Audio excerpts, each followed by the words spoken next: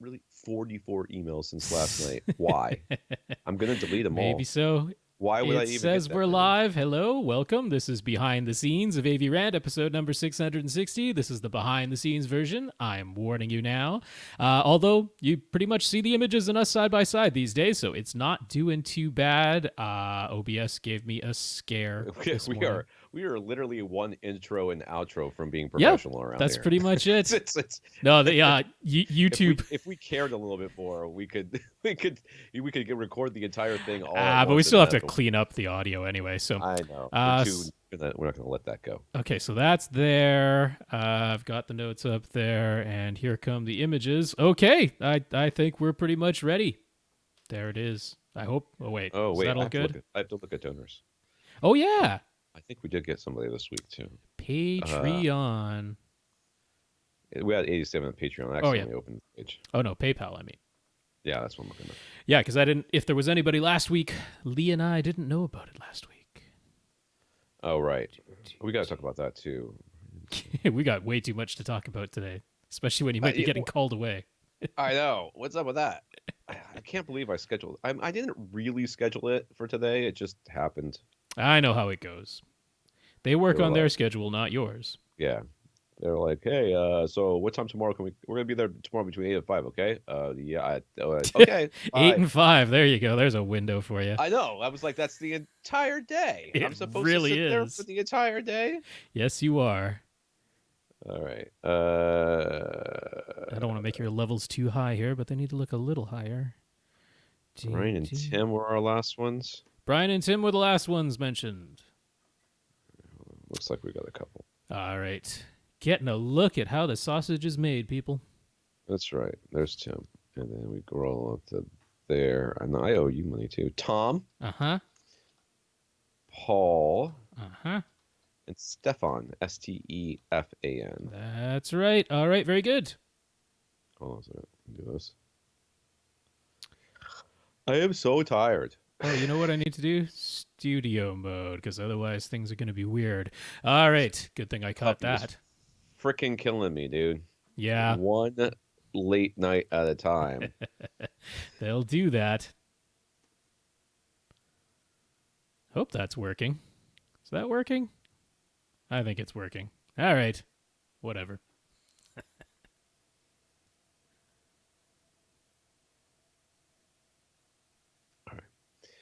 All right, you got that written down. Okay, let me zoom here so I can read it because of my failing eyesight. All right. Okay. What time is it? 6. Welcome to another edition of AV Rant. I'm Tom Andry, and I'm here with Rob H. This is AV Rant. It's your home theater and AV questions answered. We're back to normal. Tom is back. Did not get swallowed up in a hurricane. And our big thanks to Lee Overstreet for pinch hitting last week, of course. Thank you, Lee. Yeah. Yep. Thank goodness I wasn't in Alabama, which apparently got the worst of it from what I hear. Could have. Yes, the path. Yes, we so stupid. So mad. I understand the schools have to make a decision before the 3-day holiday. Yes. I understand why they did that, but Friday morning, the hurricane is barreling towards us, and I am outside because I think I mentioned on the podcast that me and the boys were outside tearing up our deck. Okay, right? So I've got this pile of broken up deck in my backyard, like 5 feet high, 6 feet wide, and 20 feet another direction. Just shrapnel waiting to go around. Taken up by a hurricane. Yeah, no kidding. So I spent all Friday, literally all Friday. I was there at 9 a.m. till I don't think I finished until about 6 p.m. Taking all of that, just cleaning up my entire backyard for this hurricane. In the morning, it was barreling towards us. It was going to go straight through the state. It was going to go out into the Gulf. It was going to spin around for a while and then maybe come back and hit us again. Right. Yeah. So I was by the time I was done, they're like, "Yeah, it's going to turn." Yep. It's the way to. I mean, better that it did. I mean, that's. Oh, no, that is still far preferable. and if we have any listeners from the Bahamas, right, of course, our thoughts and prayers go out to you. I, of course, reached right out to Ephraim as well, one of our listeners who lives in Puerto Rico. Mm-hmm. He said it didn't even rain where he Ah, was. well, for once, it's not like they didn't go. If there's a place that's deserving of being spared, I would say it's Puerto Rico. So after Maria and everything else, so they're still recovering over there. But no kidding. Believe me, this is a very stressful time of year for us. So I did all that, and then they canceled school for Tuesday. Right. And then my wife decided to work from home, and then little did I know, I also had a son who was sick that day. Oh, okay. So had I wanted to do the podcast that day, it wasn't going to happen. Well, there was zero chance. We had prepared beforehand, so it all worked out just fine. That's right. All right, and this is AV Rant, the podcast that answers your home theater and AV questions. To get your questions answered, all you have to do is ask. You ask by emailing us at question@avrant.com. There's a bug in here. That was missed on the video. And I'm not going to, there's no way to go back in time. And I had the question at AV Rant thing open. It's a very small bug. It's like a no-see-em, like a gnat or something. I don't know what's going on. I don't know where these bugs are coming from, but we started having them in our house sometime after the dog moved in. So guess who I'm blaming. But you can email us at question@avrant.com, go to www.avrant.com and leave us a comment there, facebook.com/avrantpodcast, youtube.com/avrant, where you can watch but not comment because YouTube is a den of iniquity. I sneakily gave it a try, leaving it open, and nothing good came of it, so those are gone again. Yep. Yeah. No, I feel so bad that has to be the case. We have more than enough information coming at us in all the other ways. That's fine. There's just no reason to open ourselves up to that kind of hate. Nope. Or just negativity in our lives. Right. We've got enough negativity anyway. So everybody else is like, I gotta leave if I don't leave my YouTube comments open, then I won't have the engagement. Blah, blah. Like, I don't care. Yeah, no, we don't have engagement. We do not have a large YouTube audience at all. Fine with me. That is fine. Hey, I wouldn't watch us. I would listen to no us. kidding. Yeah. I don't want to look at us for 2 hours. Yeesh. I would play us in the background and not look at the screen. It doesn't matter what's on the screen. You can see the pictures on Flickr now, so there you go. There's not much incentive. All right. You want to contact Rob directly, it's rob@avrant.com. His Twitter is @FirstReflect. I'm Tom @avrant.com. My Twitter is @avrant_Tom. Update on the website. Yes.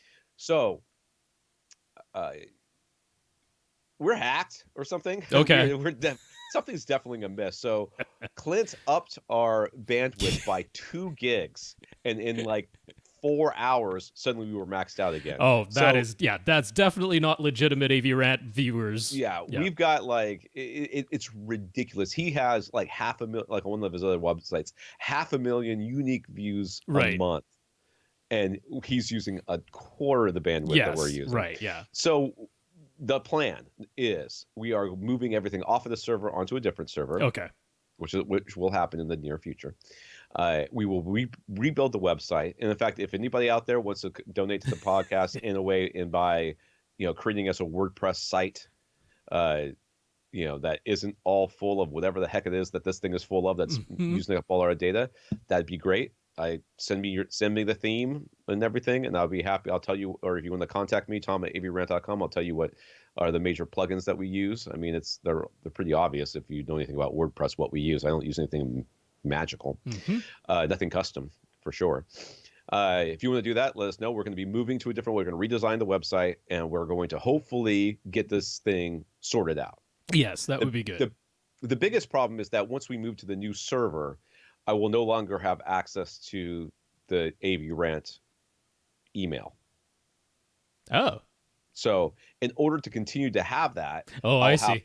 I will have to pay Google to let me do it or Okay. something. It's not a huge amount, but I said the word Google and now my phone's going. Okay. I got a nick in my windshield, and in Florida they fix it for free. So if they're coming today to do it between 8 and 5 p.m. 8 a.m. Such a window. to 5 p.m. So I have to keep my phone in here because they're going to text me when they're 30 minutes out. So hopefully it won't happen during the podcast, but Yes. This might end up being a 2-parter. Could be. anyways, so I have to have my phone in here for that reason. Now, what was I? Oh yeah, the server. So we've been working on that. We have to figure out how to get the emails. We have to figure out, the server situation. We got a couple of things to figure out, and that's in the works with Clint right now. But we are rebuilding everything. We're gonna basically just take the posts that we have and download that, and then reset everything else. Right. Basically, the server that we're on is only being used for me and my websites. So, he's happy to get rid of it. Let me see. In other news. Oh, I saw It Chapter 2 in a Dolby in a cinema. Theater, because that's not out yet. For home. Yep. In a Dolby cinema. Dolby cinema. We still don't have any in Canada. I'm waiting for them, but so I mean, you could see the speakers were freaking everywhere, right? So what we did is I had rented the first one because I saw the first one a long time ago and I kind of fell asleep. I didn't think it was all that scary. So I got the first one on Blu-ray from Redbox. And this friend of my wife's who works with my wife likes horror movies, but his fiance doesn't watch horror movies, and he's got the AMC Pass thing. Ah, yes. So Stubbs A-list. Yes. So he can go to whatever. He loves it, and he uses it a lot. So he said, you want to go with me? I'm like, great. Yes, I'll go. So I rented the first one. We watched it here, and then we went and watched the second one. In the Dolby Cinema, but unfortunately, because we got the tickets so late, the best tickets we could get were essentially in the back left corner. Okay, outside of the height speakers on the left. So you're only getting the overhead lefts, basically. The overhead rights are way over there, way far away, and the seats vibrate like crazy, and you can't turn them off. They got butt kickers. Actual butt kicker brand butt kickers is what Dolby cinemas usually use, so that's probably what it was. So sound was great. I mean, the sound was great. From what I couldn't really experience the Atmos like I wanted not to. Optimal. But you could tell that it was going around the room. But on my side of the room, it was very loud. On the other side of the room, not quite as much. So non-optimal seatings, I understand that, but the butt kickers. Oh, Lord help me. I literally took my head. I would sit forward so that my head would not touch the seat because it would vibrate my head so much whenever the bass was. By the way, they had like 8 subwoofers on the ceiling that I could see. I mean, there was massive amount of bass in there, and these seats are going freaking crazy, shaking me so hard. Could you not even change the intensity? No, there was That's weird. Controls for reclining. Yeah, sure. And they weren't even that comfortable with seats, I thought. Like my feet kept going to sleep. I mean, that's weird. Like in the D-Box theaters, you have 3 intensity levels of the D-Box motion, and you can turn it off. You can turn it all the way down to off, which means you paid a whole bunch extra, but there you go. Oh, crap, I got my call's coming in. Hold on. Alrighty. Well, while Tom is doing that, I'll go ahead and thank our listeners of the week. These are people who have supported the podcast in some way, sometimes financially. And hey, we do have people who supported us with one-time donations via PayPal this week. If you come to our website, avrant.com, over on the right-hand side, it says support AVRant with our picture of a cup of coffee there. And Tom, Paul, and Stefan all sent in PayPal donations over last week and this week. So thank you very much, Tom, Paul, and Stefan, for those donations. And then people can also support us financially on Patreon if they so choose. If you do so there, it's an automatic monthly donation. You sign up and you say the amount. $1 is the minimum, and there is no maximum. As many zeros as you want to put in is fine. And every single month, they will automatically take that amount of money and give it to us. So we have 87 patrons over there. And thank you very much to all 87 patrons, including Josh V. and Bastian from Germany and Justin B., who are 3 gentlemen who let us know that they are Patreon supporters. I believe Justin B. Said he was brand new and put us up to 87 patrons, so we appreciate that. And then people also support us in ways that are non-financial. 2A offered to give us some additional help with sorting out the website bandwidth issues. He helped us out previously, and things were working well for a few months, but then it started happening again, so happy to see that support. Thank you, 2A. And Tom K. also mentioned us to SVS when he bought a PC 13 Ultra cylinder sub, and we had encouraged him to get a higher output subwoofer to match his room size. And now he says, thanks for that advice. because it's awesome. So yes, congrats, Tom, on that PC-13 Ultra purchase, and I'm happy that you're happy with it. Thanks very much to all our supporters. So Tom is still away on the phone. I'll roll right on into the news, because why not? First news story comes to us from Carlton B. I'm excited about this one. JVC has announced that they'll be releasing a free update for their 4K DILA projectors. That would be like the NX5, NX7, and NX9, or over in the professional series, it's the RS1000, RS2000, and RS3000. Those are the models affected.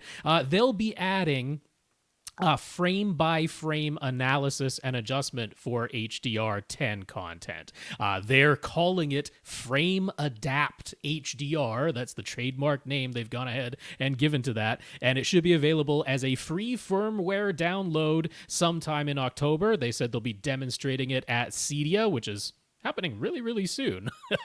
I think it might be next week. Anyway, that's coming up really, really soon. They'll be addressing it. And that very same firmware update will also add the option to leave an anamorphic lens in place at all times. So even if you're watching 16:9 content, what it'll do is, let's see, how will that work? It'll actually squeeze it so that if you were just putting up the projected image without a separate anamorphic lens, there would be black bars on the left and right, and everyone would look tall and skinny.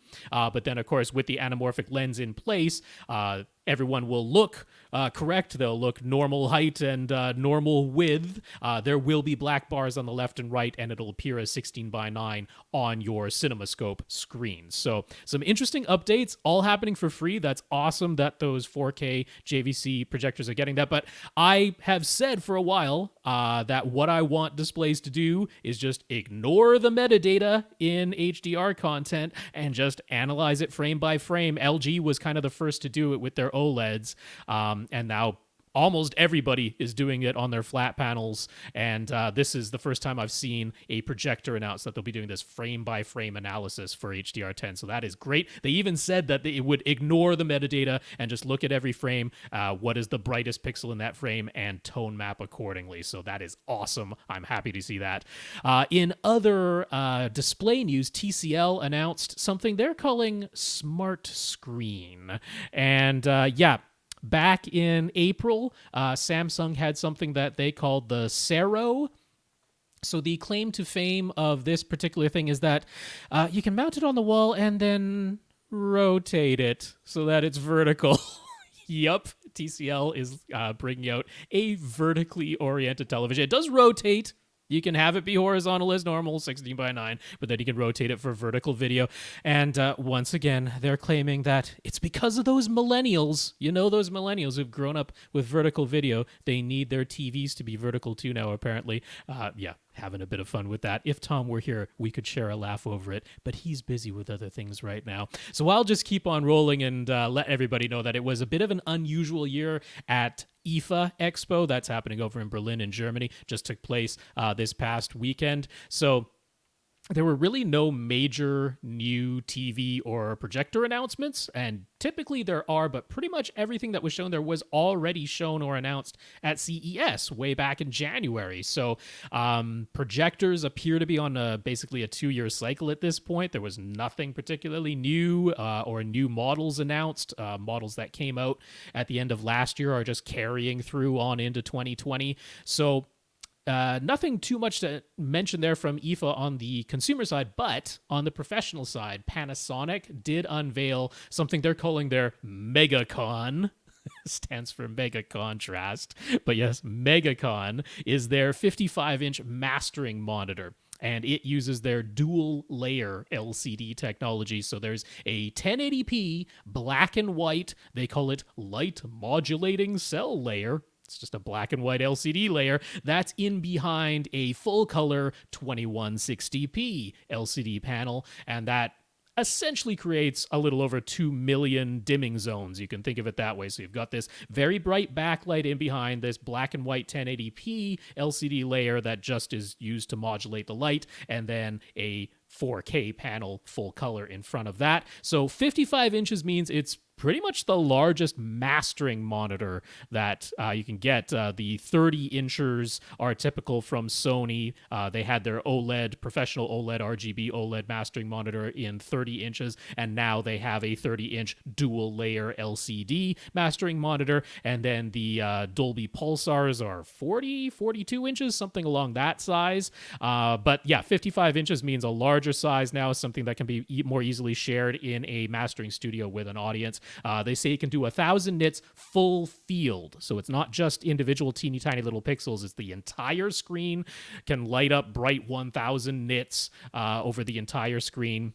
Delivers 99% of DCI-P3 color and 1,000,000:1 contrast. And the price is estimated to be $50,000. So $50,000 for 55-incher. This is not a consumer model, but interesting to see this dual layer LCD technology continuing to advance and larger mastering monitors being introduced. And lastly, out of IFA, Panasonic had a transparent OLED prototype on display. These have been on display before, transparent OLEDs, but now they've taken another step where they've added an LCD shutter layer in behind it, so you can choose whether the display is transparent or opaque. So you can have something playing, the video playing, and you put your hand behind the screen and you can see your hand right there behind the screen while video is playing on top of it, or you can activate the LCD shutter layer so that you get actual blacks and it's now an opaque screen. So interesting prototype technology. Not sure when that will be coming to market in any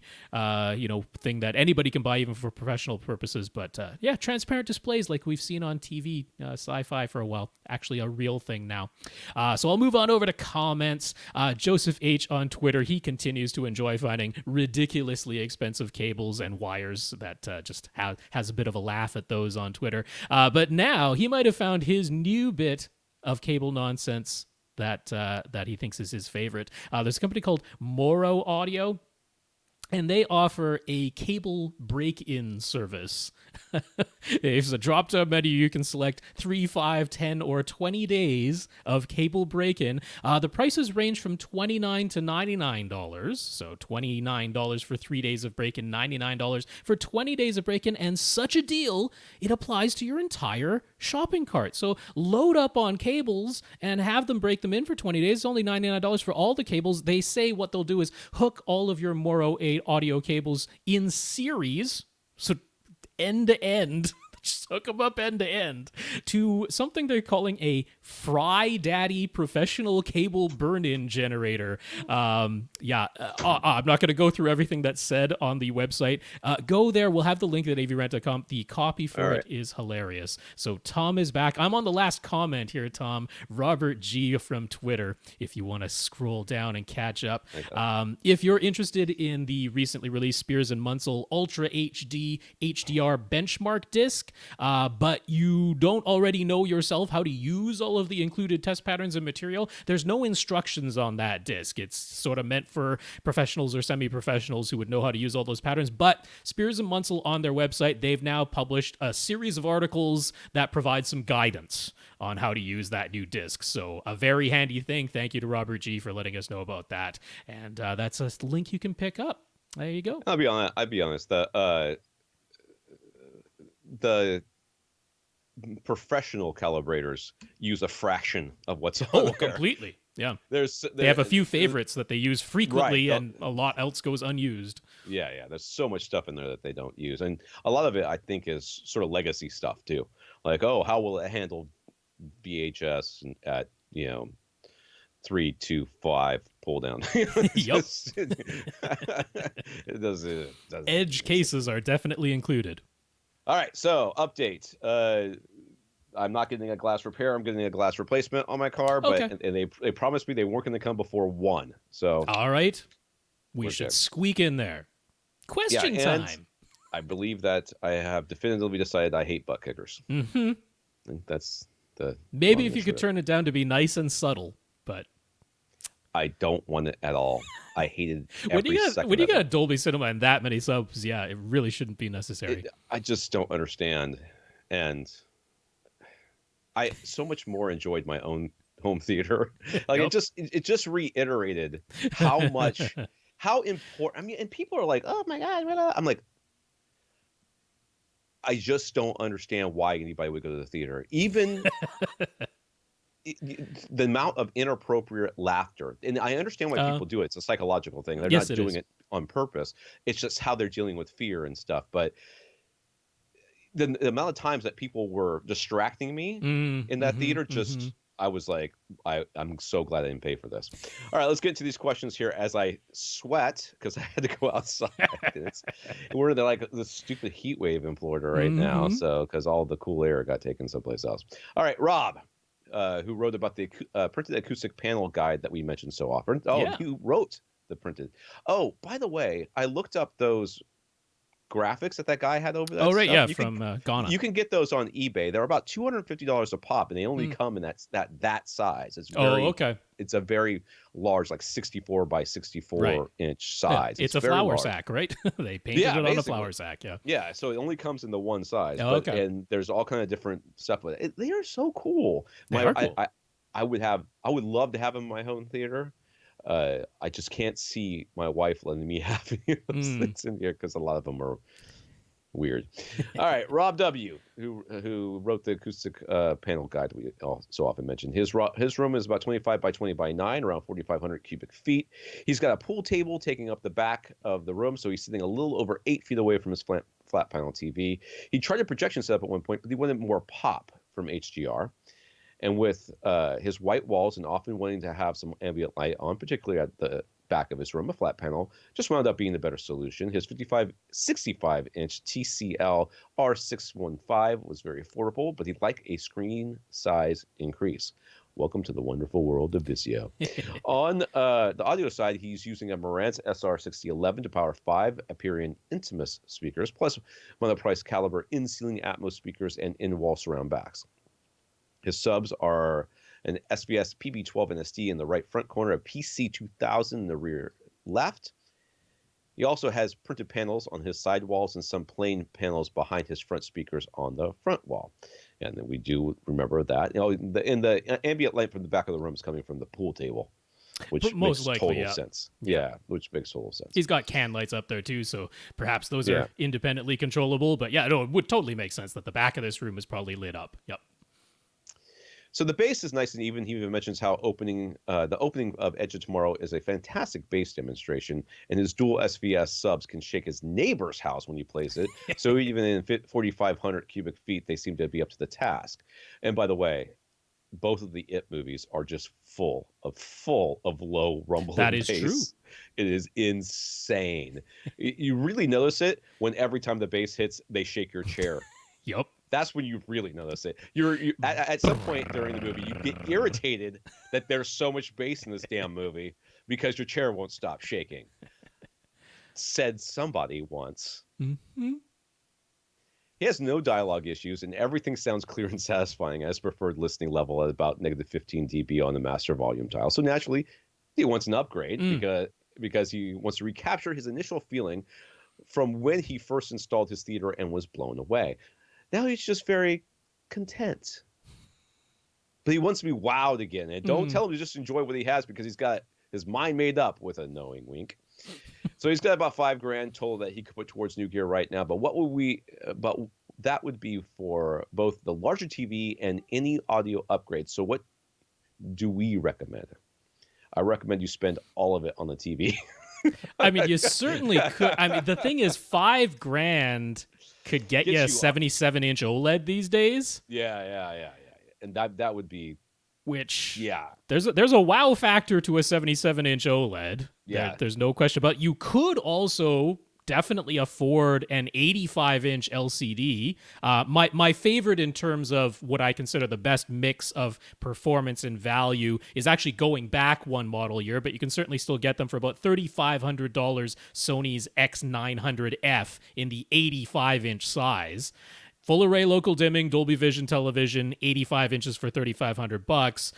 Pretty tough to beat, and you're sitting far enough away that an 85-inch screen would give you like a 43, 44-degree field of view, which is pretty darn nice. But of course, that wouldn't leave you a lot of money for an audio upgrade. Like, considering what you already have, I wouldn't really say you're getting much of anything for the remaining $1,500.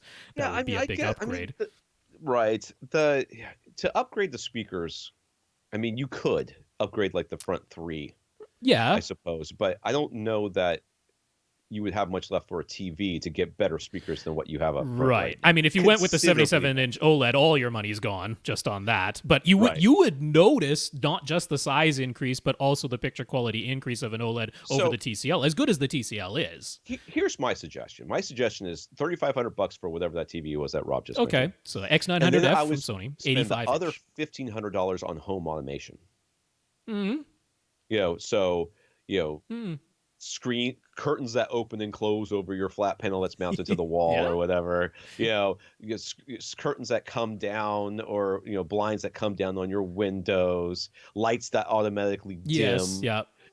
Getting a DVD or like some sort of like USB drive thing plugged into your receiver so that when you power up, it always goes to that first, and then up comes your own title logo Mm-hmm. for your screen and stuff like that. Yeah, actually, Honestly, if you're not already making your own movie server, backing up your yeah, own discs, that's an NVIDIA Shield and some kind of large storage. right. Not a tremendous investment, but that can deliver a fun wow factor to your theater experience if you're not Honestly, already using that. Okay, and you're not going to like this, but you can stick with what you have and make some new friends. Okay. Or just turn the volume up higher because it's amazing how Well, much that wows you. I, inviting people over and having them be impressed with your home True. theater Yep. it gives you that, you get like a residual overflow excitement that they're having. Right. So I would, just get some new people in there who will get excited by it, and then remember how cool it is.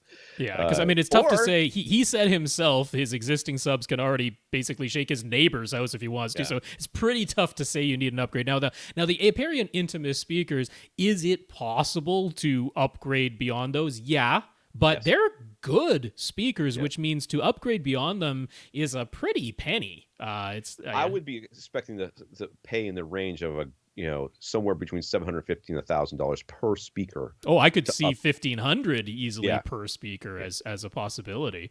Yeah, Yeah. to upgrade, for a serious upgrade, if you want a Yeah. serious upgrade. Because I mean, I So, could point you to, if you go over to Ascend's Sierra RAL speakers, that could be something, but those are $1,350 each. Yeah.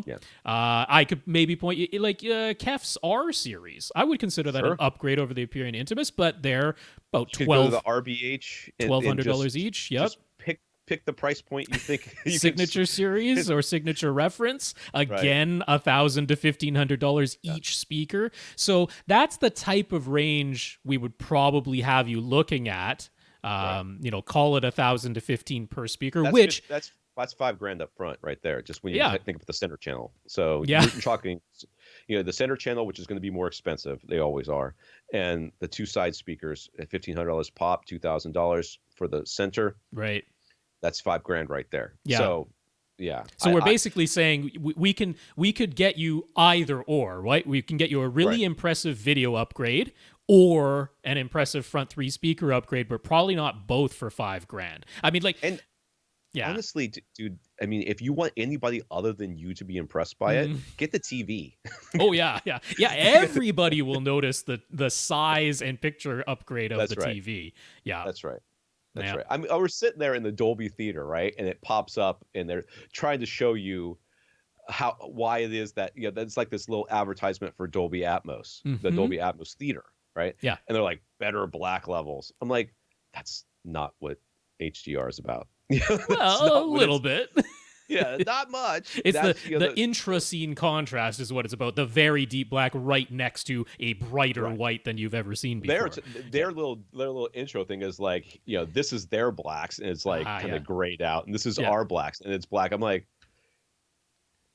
that's just Yeah. that's not what's the most important impressive thing about HDR. It's just hard to talk about. All right. So in the meantime, he wants to know if there's something you can do with this TCL R615 and Harmony Hub remote, because the one thing the Harmony doesn't seem to be able to do is turn on the TCL TV. Once the TV is on, the Harmony controls everything just fine, and it can power it off no problem, but it won't turn it on, which is, of course, annoying. So any ideas?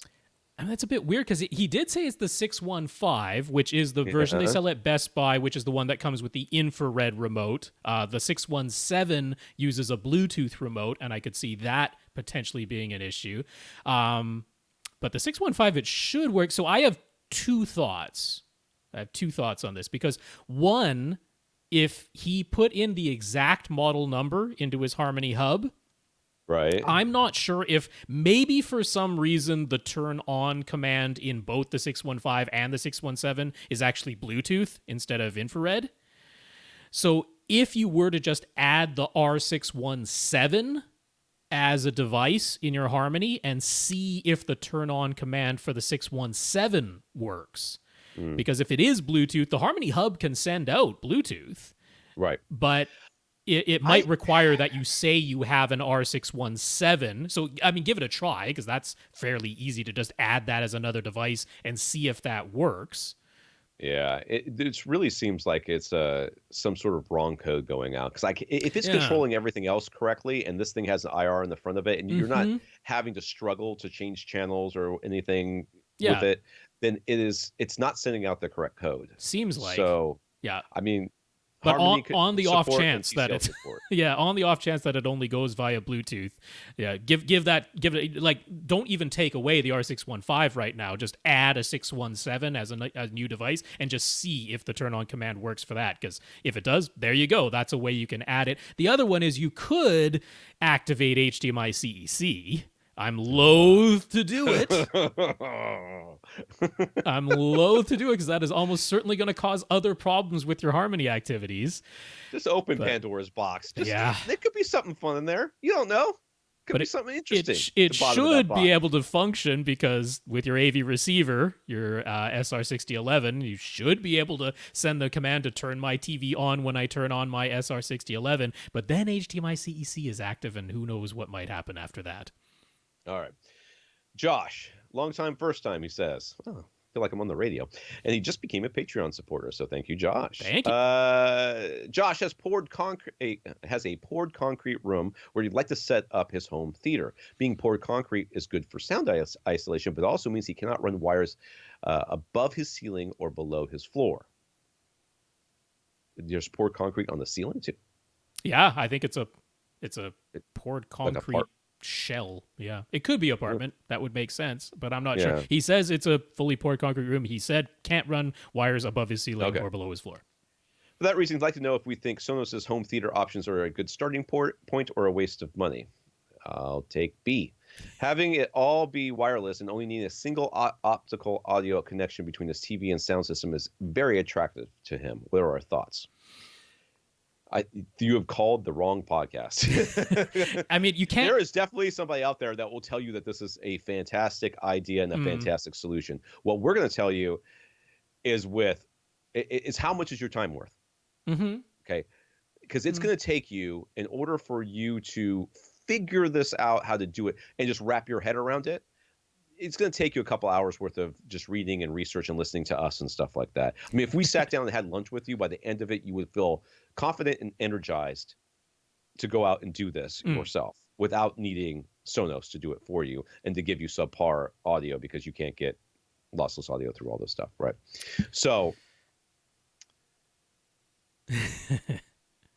yeah, there are definitely podcasts and other people who will tell you that this is a fantastic solution for those who don't want to put the effort in. We are of the mind that everybody should put the effort in because it gives you the best results. So yes, okay, I hear you. You can't go up your wall or across your ceiling or across or under your floor. But there's still lots of places to put wires in your house where they're not visible. Crown molding. Okay. The curtain skirt from a couple of weeks ago. We loved that idea of having just put a curtain skirt around the entire bottom of your skirt around the bottom, and there you go. Your wires are magically hidden with a very little effort. I mean, if you're good with caulk and you have a finishing hammer, gun, whatever thing for molding, you can pull your molding up and hide everything behind there. You can just tuck it between the molding and your carpet.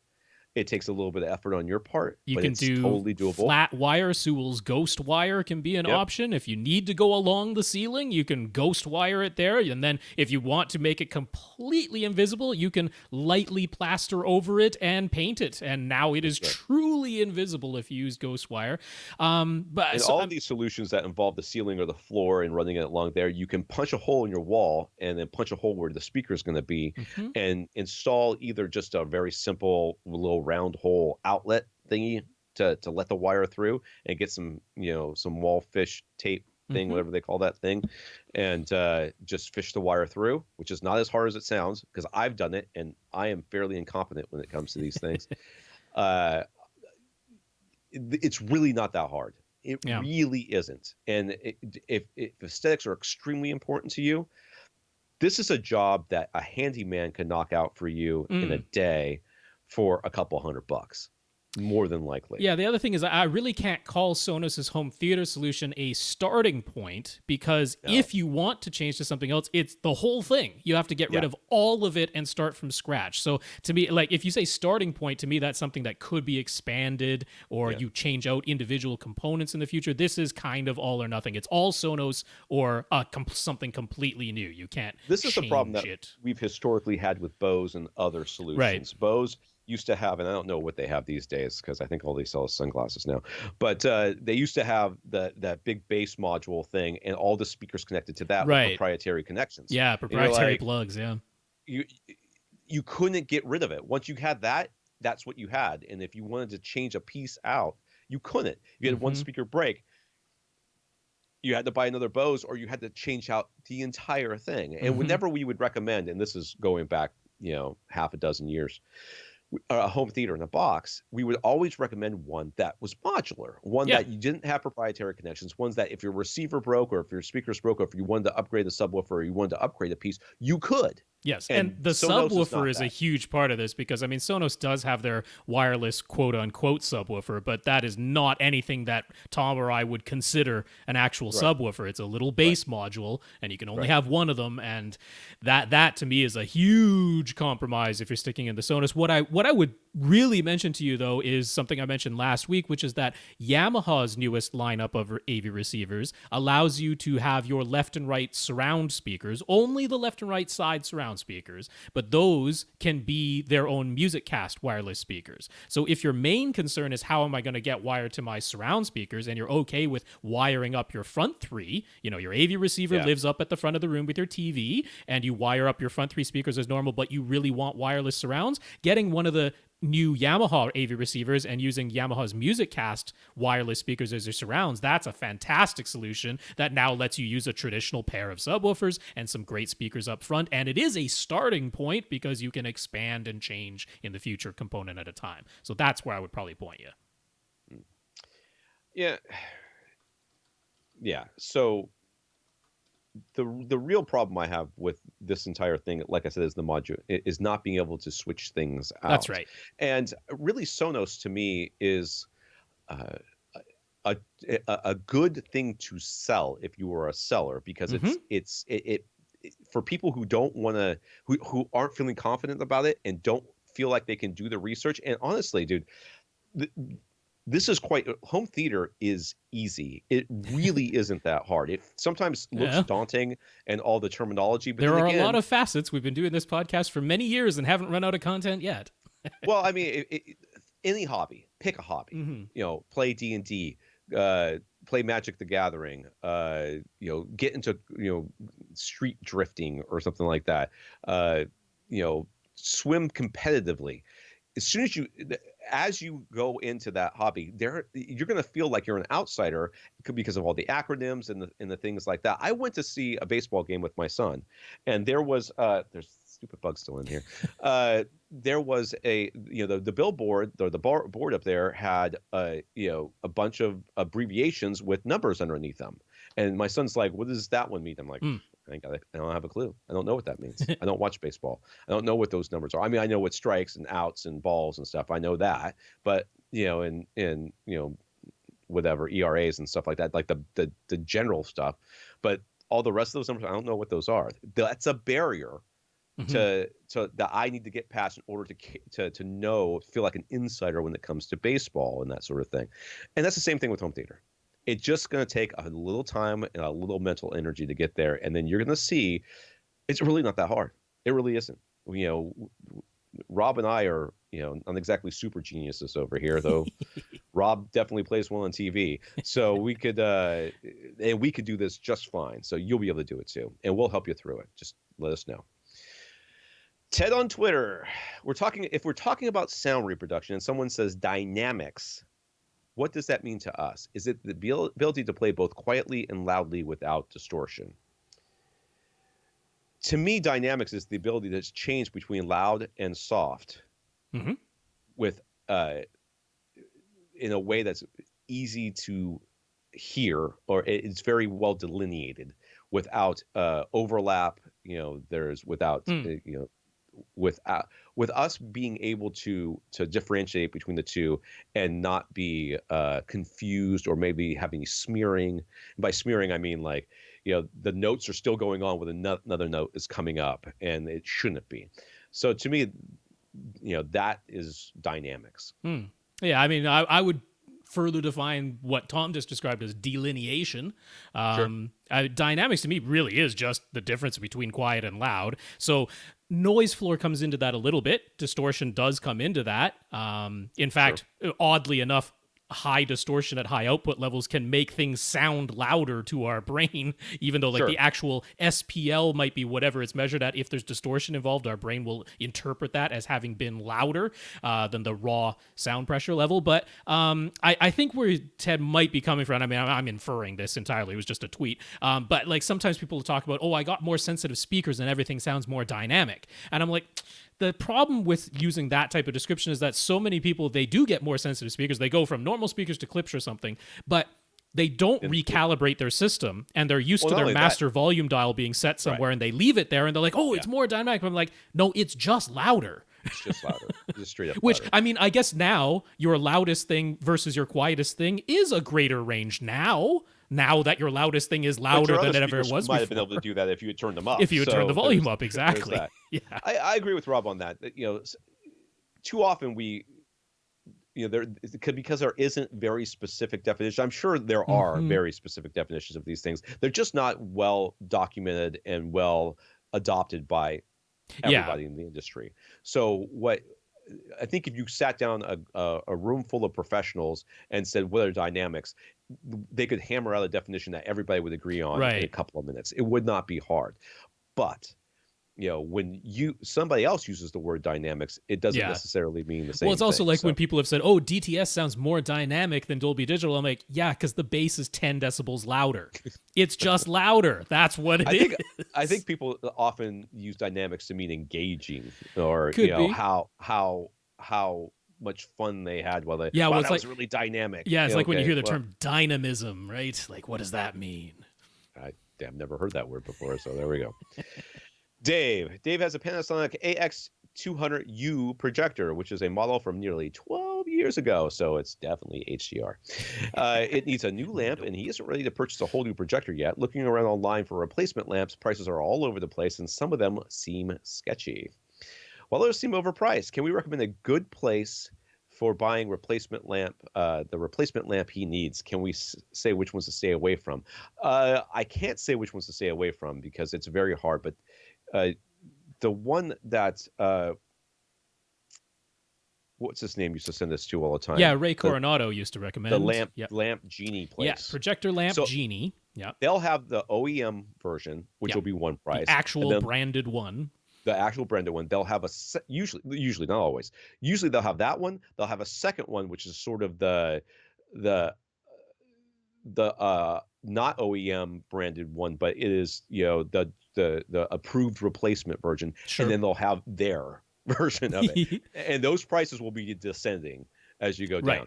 So you can look at all those. I have bought lamps off of eBay before, and they've worked just fine. Sure, but you have to be careful. A lot of times you have to read the print very carefully, because sometimes they're selling the lamp and the housing and everything. It's just Right. basically pull everything out and put this new thing in. And sometimes they are literally just selling the lamp. Just the raw bulb. If they're Yep. selling just the lamp, you have a little bit of research ahead of you to figure out how easy it is to replace. And for the love of God, don't touch the lamp. Yes. Okay. Do not touch it with your fingers. You will get oil on it. Yep. And that oil will create a hot spot, Yep. which will destroy that lamp. No matter how clean you think your fingers are, it doesn't matter. The oil is on there. So you'll want to touch it with, if you've got white gloves, like cloth gloves, you'll use those. If not, get a rag, or a clean rag, or a clean paper towel, and use that. Just invest in some brand new white cotton gloves. That's what you want. But yeah, so I mean, I took a peek. Projector Lamp Genie does offer a replacement for the AX200, but it's an old enough model now that they don't have a selection.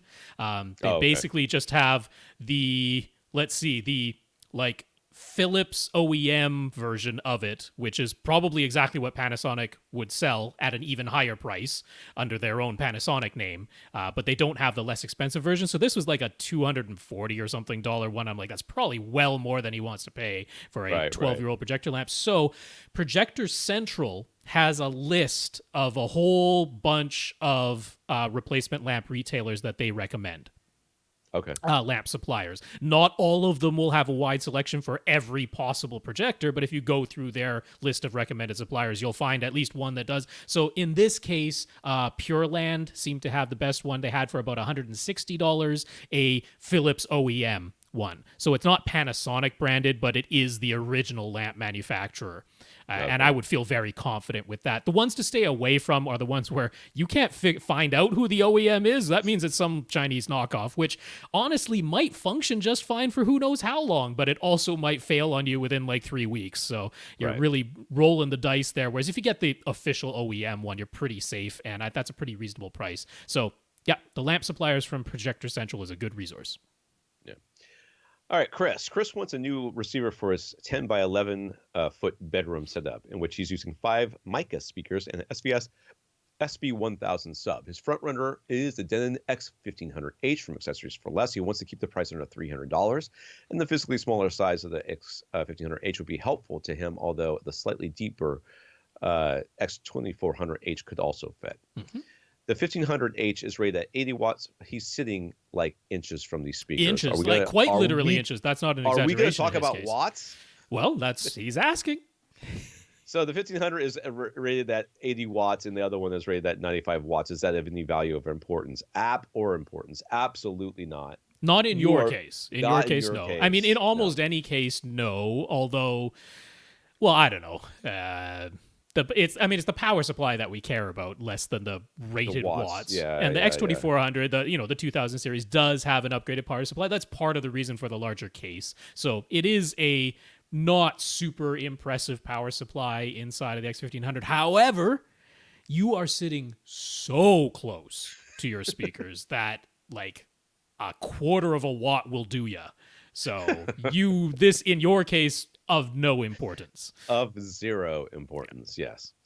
So he has noted that the 1500H does not convert analog video inputs to HDMI. That's not uncommon at this price point. Mm-hmm. And it doesn't handle component video. But he doesn't need those features, and the X1500H has enough HDMI inputs for his setup. Is there any other reason to choose the slightly larger and more expensive 2400H? I mean, no. Yeah, I mean, it's got dual HDMI outputs. He doesn't need those. He doesn't need any of the stuff. He's in a bedroom setup. Yeah. He's got itty-bitty speakers that he sits extremely close to. It's got all the HDMI inputs he needs. He's not upgrading for, and I wouldn't even suggest this, for better room correction, because he's not going to be able to do a lot in this room. It's a bedroom. They both have the same. They have Multi-Q XT, which is pretty darn good at that price point. Really can't be beat. It's insane. I'm pretty sure there was a Zone 2 feature that the 2400 that the 1500 doesn't have, but he didn't mention nothing about Zone 2. Well, for what he needs. Yeah. The only thing I can think of that you should care about in this receiver is, does it have the right number of inputs? Mm-hmm. Does it have the room correction I'm comfortable with? Mm-hmm. And does it have any sort of additional features that matter to me? Like, do you care Yeah. about AirPlay or Bluetooth or music cast or Actually something like has that? all those things. It's got HEOS built in and everything. It's got Wi-Fi built in.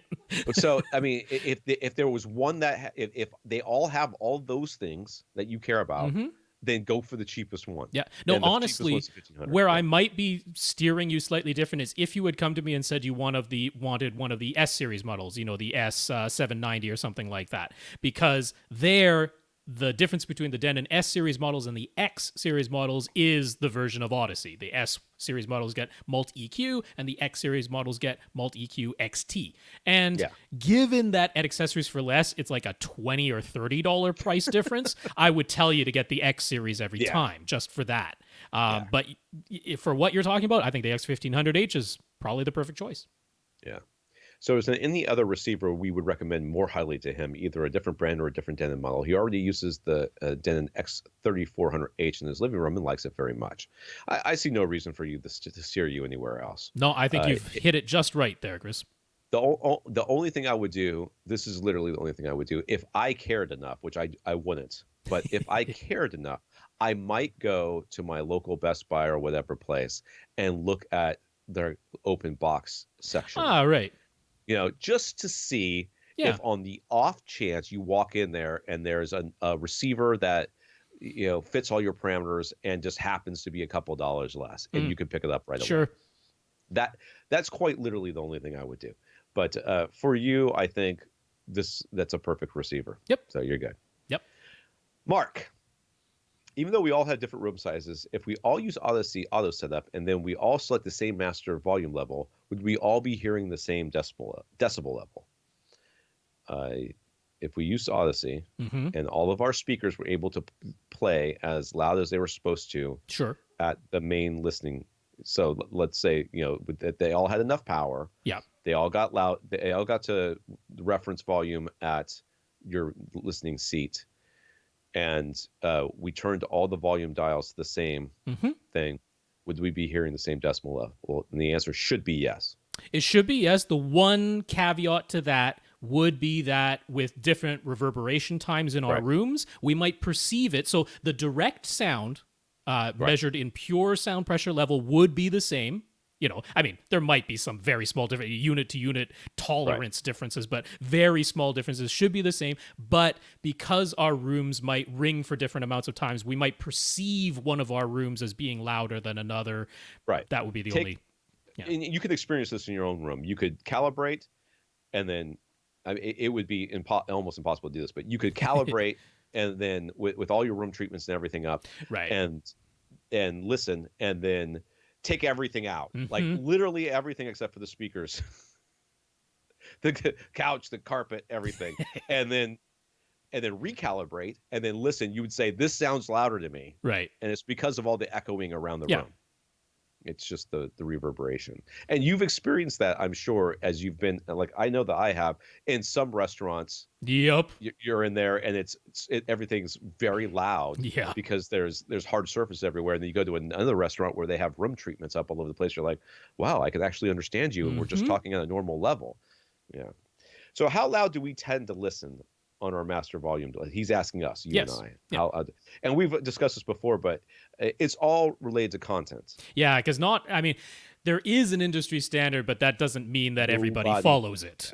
So, and not only that, like your app on your YouTube app on your Xbox, it may sort of give you the audio different than the app on your Blu-ray player or your TV or whatever. So, generally speaking, for Blu-rays and Ultra HD Blu-rays, I listen between -10 and -5. Okay. That's generally where I fall. Yep. I'll sometimes go as low as -15. And sometimes I've, like Thor Ragnarok, you'll find me turning it up to referencing a little bit higher. Sometimes, but we know that one was mastered strangely with very little dynamic range and a quieter mix overall. So I'm pretty much in the same ballpark. I seem to mostly land at about -12 for physical discs. I'm typically about -12. I'm in a tiny room, and I'm in an apartment, so I don't want to crank it too loud, but that tends to be where I land. So for Xbox content or Hulu, I tend to be around -12, -15. Mm-hmm. On Netflix, I tend to be around -20, and on YouTube, I tend to be around -30. Mm-hmm. So that seems to be. Yeah, it depends on how it was mastered. Yeah. But I also don't care that much too. Yeah. Hulu, it tends to be a show I'm more engaged with, and Netflix is the same. So those two, for me, are more equivalent. But when I watch YouTube, I'm usually just watching some climbing competition or whatever. I just want to be able to hear what people are saying. I Right. don't really care that there's the bases About the properly utmost mixed. fidelity. Yes. All right. So does having your room treated versus untreated affect what master volume level someone would use? What about using more efficient speakers? Would that change where you would set the master volume dial? The answer is no. But yes. Okay. So like we just said, in a very reverberant room that doesn't have the proper amount of absorption, you may find yourself turning it lower, just trying to cut down on the echoes and the reverberation because it sounds oddly, you louder. might be turning it higher, not because you actually want it higher, but just because you can't understand the dialogue very clearly, so you end up turning it louder just to try and make the dialogue intelligible. And with the more efficient speakers, what ends up happening is your trim levels on your receiver change from speaker to speaker, but your volume level should stay the same. That's right. That's exactly what the trim levels are calibrating, so that the master volume can stay the same. Yeah.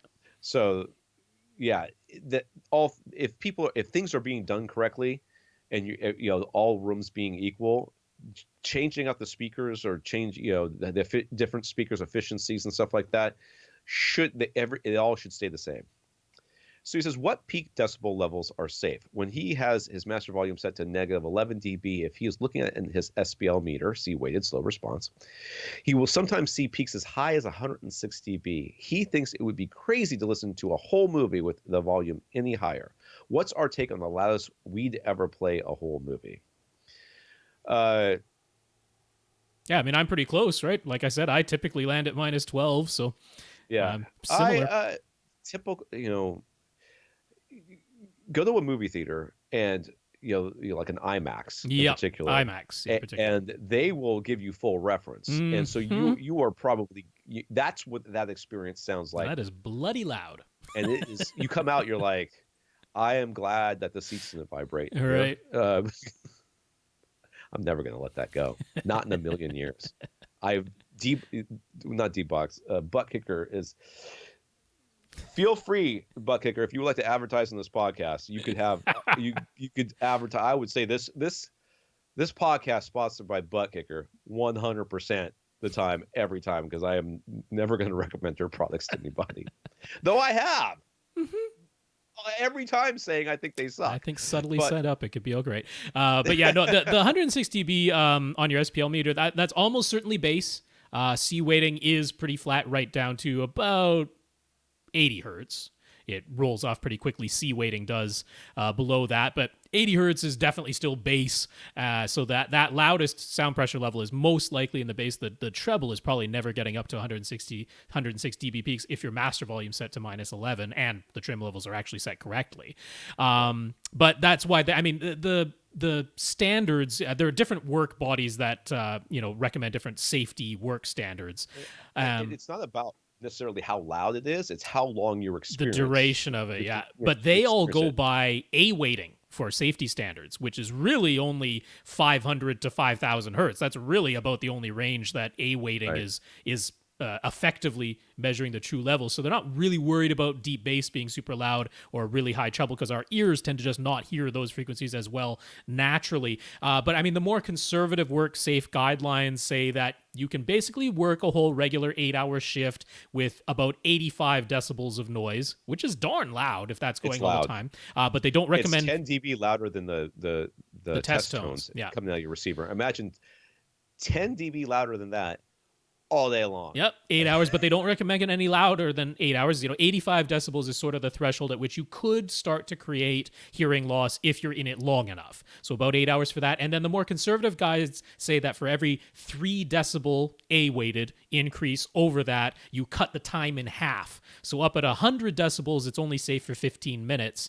And then those same more conservative guidelines would say that for a very, very brief little, shot, 120 decibels is safe for your hearing. You certainly wouldn't, literally a shot, bang, that's it, 120 decibels. Whereas there are more relaxed standards that start at 90 decibels. Some of them say for every 5 decibel increase, you cut the time in half, and they'll allow for as much as a 140 decibel little shot, which I don't consider safe because that is literally a gun in your hand being fired without hearing protection.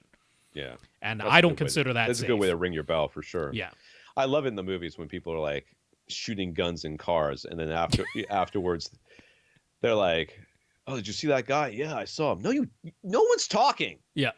I mean, you guys can talk, but no one's hearing nothing. That was in the very first season of The Walking Dead. That was good because he had to fire a gun while inside of a tank.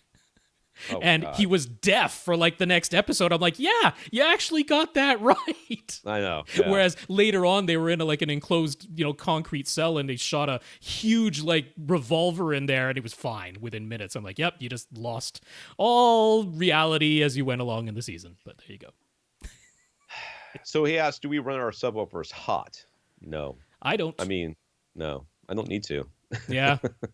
I have I don't see any PC-13 reason to do Ultras it. in a tiny room. I really don't need to, and an apartment. Well, so. so running subwoofers hot is about unbalancing the frequency Well, a little response, bit, basically. a little bit. To me, that's what it is. Basically, you're saying, I want there to be more bass in here, and therefore I'm going to increase my subwoofers. If I really wanted that, mostly what I want is not 80 hertz or 90 hertz or 80 hertz or 70 hertz or 60 hertz. I want like 30 hertz and down. Mm-hmm. I want the deepest bass, the stuff that rumbles me to be a little bit louder. But actually, his next question explains why Tom and I don't run our subwoofers hot. All right. So I would change the EQ curve on Odyssey before I would run my subwoofers hot. So yes, do we use Odyssey Dynamic EQ? And the answer is yes. Yes, and that's why we don't run our subwoofers hot because we use Odyssey Dynamic EQ. So what Dynamic EQ does, and we've talked about this before, but it bears to be repeated, is as you at reference volume, Dynamic EQ does nothing. That's correct. Okay, the reference volume, that gives you what you should be able to hear of all the different frequencies all the time. Mm-hmm. But as we lower the volume down, our hearing is less sensitive at different frequency ranges. That's right. So what Dynamic EQ goes, you've lowered it by 20 dB. That means that even though you've lowered the treble, which you hear very well, by 20 dB, you're actually hearing the bass much less than that. So we're going to boost the bass a little bit so that perceptually you perceive it to be the same 20 dB decrease in bass. Yeah, so that everything that is supposed to be audible is still audible. Whereas if you had lowered your master volume by, let's say 20 dB, there are low bass frequencies that have literally become inaudible if they are actually just 20 decibels below reference volume. So it uses curves of equal loudness to boost up what needs to be boosted up just to keep it audible is all. And way back in the day, I had I went to a presentation given by Odyssey about Dynamic EQ before it came out, and they used that whatever curve, that transformation curve thing is. I can't remember. Fletcher-Munson curve. Fletcher-Munson curve. But they also brought in audio experts. That's right. Yeah. They hand-tuned it. They had them all hand-tune it themselves, and then compared all that to the Fletcher-Munson curves and everything else, and came up with their own curve based on that. Yeah. So it is more than just the Fletcher-Munson, whatever this, Munster, whatever. Munson. So how hot does Dynamic EQ make our subwoofers over the rest of our speakers at our typical master volume dial setting at, say, 20 hertz, 40 hertz, and 60 hertz? I don't know. I don't think we know. I mean, it's a curve. I mean, he's saying our typical, so mine at minus 12. That would mean that, so it is a curve. So down at 20 hertz, it's probably making it about 12 decibels louder, because the 20 hertz sounds need to be basically right at full reference volume for us to perceive them how we're meant to perceive them. So way down there, it's probably boosting it by just as many decibels below reference volume as I've set my master volume. And then it's a curve along that. So the 40 hertz, an octave above that, I mean, I would just estimate, but it's probably about 9 decibels louder, with my master volume set at minus 12, up at 60 hertz, another half an octave above that. I don't know, 8 or 7, something like that. So it is a curve. Yeah.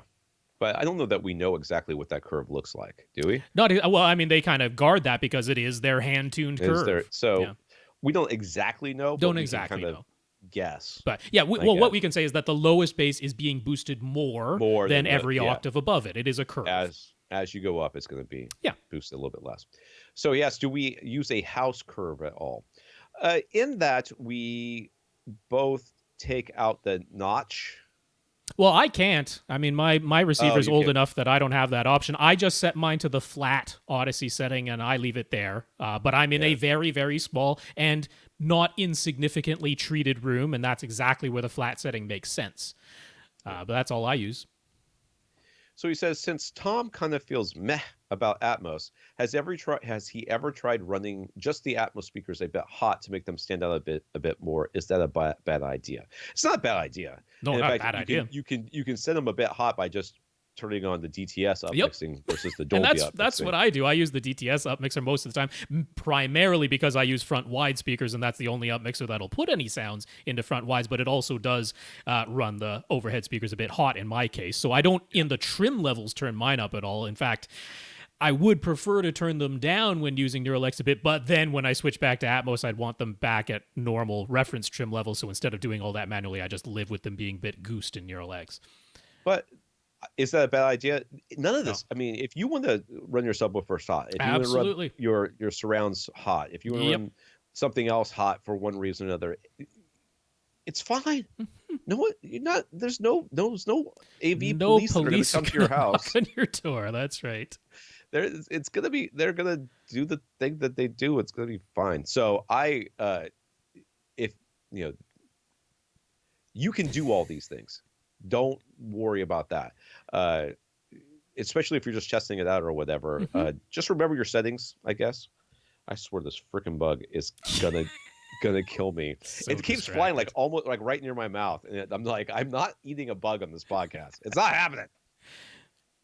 Stop bugging me, bug. All right. Lastly, jeez, if Mark wants to try Aura 3D, does he need a set of overhead speakers up in a certain way? He was reading that need to be front heights and rear heights rather than any sort of top speakers. So would changing his overhead speakers to whatever is needed for Aura 3D screw up his Atmos experience? Well, I mean, you could use the same speakers for Atmos and with the same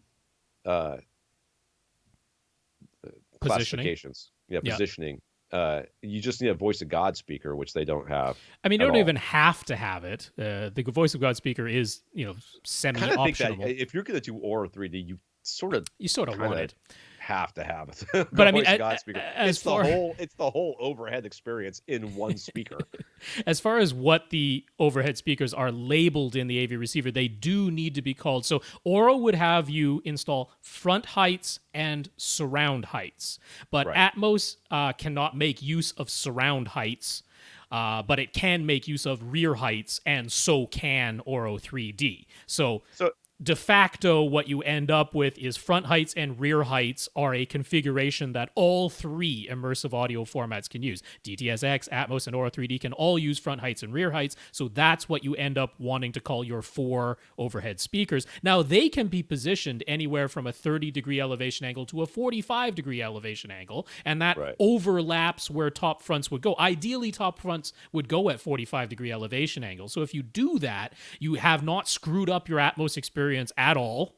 You still have forward and rear overhead speakers, and by calling them front heights and rear heights, they're compatible with Oro 3D. Now, I agree with Tom, though, if you're going to do it, you probably want to add that voice of God speaker, which on most Denon and Marantz receivers takes up your subwoofer 2 pre-out. That becomes your top surround slash I think we voice just have of God to wait speaker. a year or two. And I mean, if Aura 3D can get enough, it's not ever going to happen. But no, yeah, it's never going to happen. But okay, so if you think about this, okay, Dolby Atmos is front speakers, front left and right, back left and right, in line with each other, and then all the speakers that go overhead are in line with those speakers. So it's sort of a dual. If you go to a Dolby Atmos theater, you're totally going to see it. There's this just line of speakers. Just a line of speakers along, yeah. Aura 3D, on the other hand, says where your normal speakers are, put those close to the ground, then put another one above it in a height position, and on all your speaker locations, fronts, lefts, rights, 30 degrees up, centers, center speaker, rear speakers, everything. And then on top of that, also have one speaker on your ceiling, which is directly above your head, above your couch, called the Voice of God speaker. That is, so they have a different way of thinking. Honestly, I don't think one's significantly superior or inferior to the other one. It's just that there's not a lot of content for Aura 3D out there. And if they had said at the very beginning, which one would you prefer to win the battle? I would have said Aura 3D, because it's just their approach easier makes sense. Their approach makes sense, and it's just easier to set up than trying to put multiple speakers across your ceiling. But they don't have nearly the money that Dolby does, so everybody else can go the heck, I guess. It's a nice way of saying that. Dave, when Sonos announced their partnership with Sonos and Sonance. So when Sonance to offer in-wall and in-ceiling speaker options, they also included an outdoor speaker made by Sonos. It appears to be very weatherproof and quite rugged, but it is a passive speaker with speaker wire inputs that they clearly explain is meant to be powered by the Sonos amp. The amp is not weatherproof, and the amp is what has all of the Sonos stuff in it. So doesn't that defeat the purpose? Is he missing something?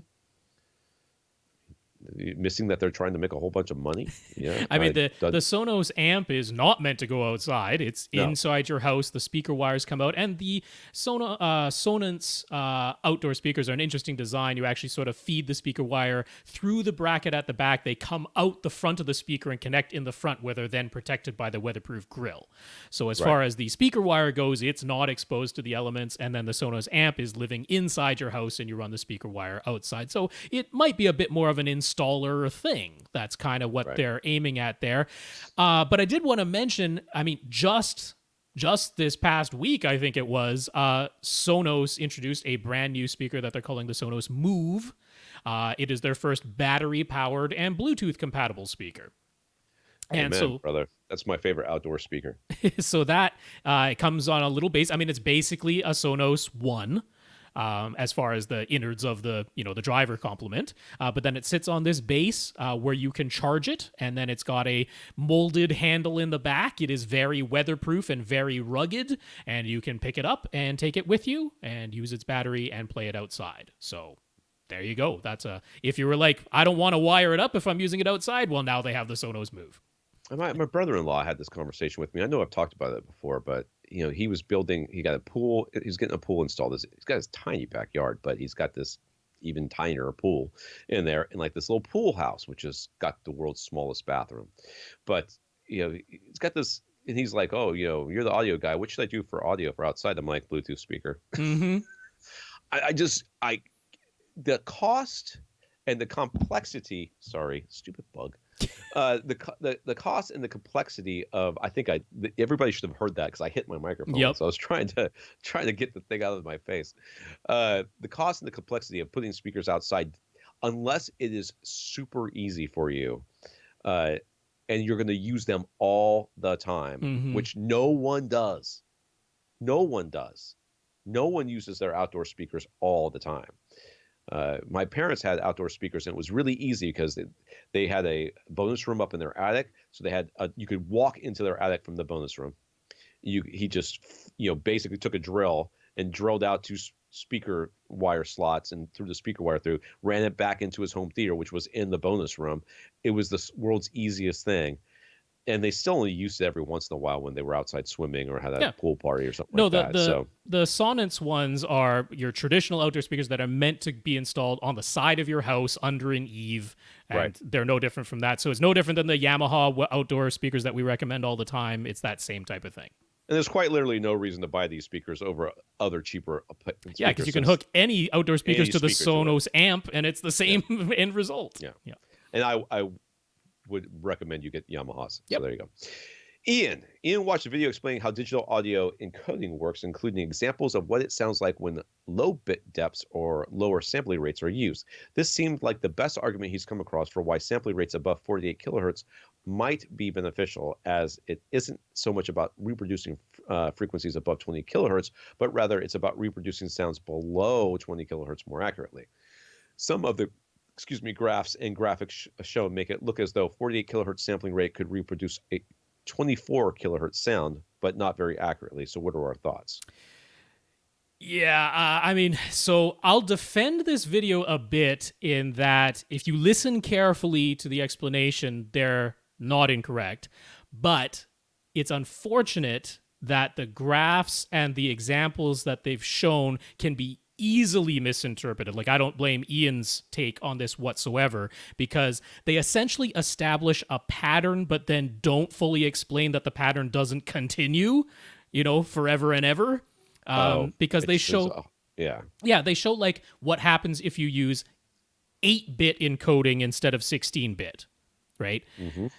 Which all that does is increase the noise floor. That's all it does. The sound is all still there, but because of quantization error, because you just don't have as many bits to allocate, you end up with this obvious noise floor, a bed of noise underneath the sound. And then they show what happens if you only sample at 8 kilohertz or 10 kilohertz, and then move that all the way up to, 44.1 or 48 kilohertz sampling. And again, you get that weird, warble distortion and stuff like that happens when you're trying to sample frequencies that are higher than what the encoder can handle. Right? If you're sampling it only at 8 kilohertz, it can only go accurately up to 4 kilohertz, which is well below the threshold of human hearing, and you can certainly hear the warble errors that happen when you do that. But that pattern doesn't continue forever. And more important than that is the misinterpretation that when you're sampling with digital audio, that what you end up with is a connect the dots graph, because that is not what happens. It is not that more dots mean a smoother line that gets drawn, which is an easy thing to imagine, because whenever they picture these graphs, it looks like, oh, you just connect the dots. That looks like a waveform, but made out of dots, and you play connect the dots, and if you had more dots, you'd have a smoother analog wave. But that's not how digital audio works. That's not how digital to analog conversion works. So where I really want to point everyone is xiph.org. That's xiph.org.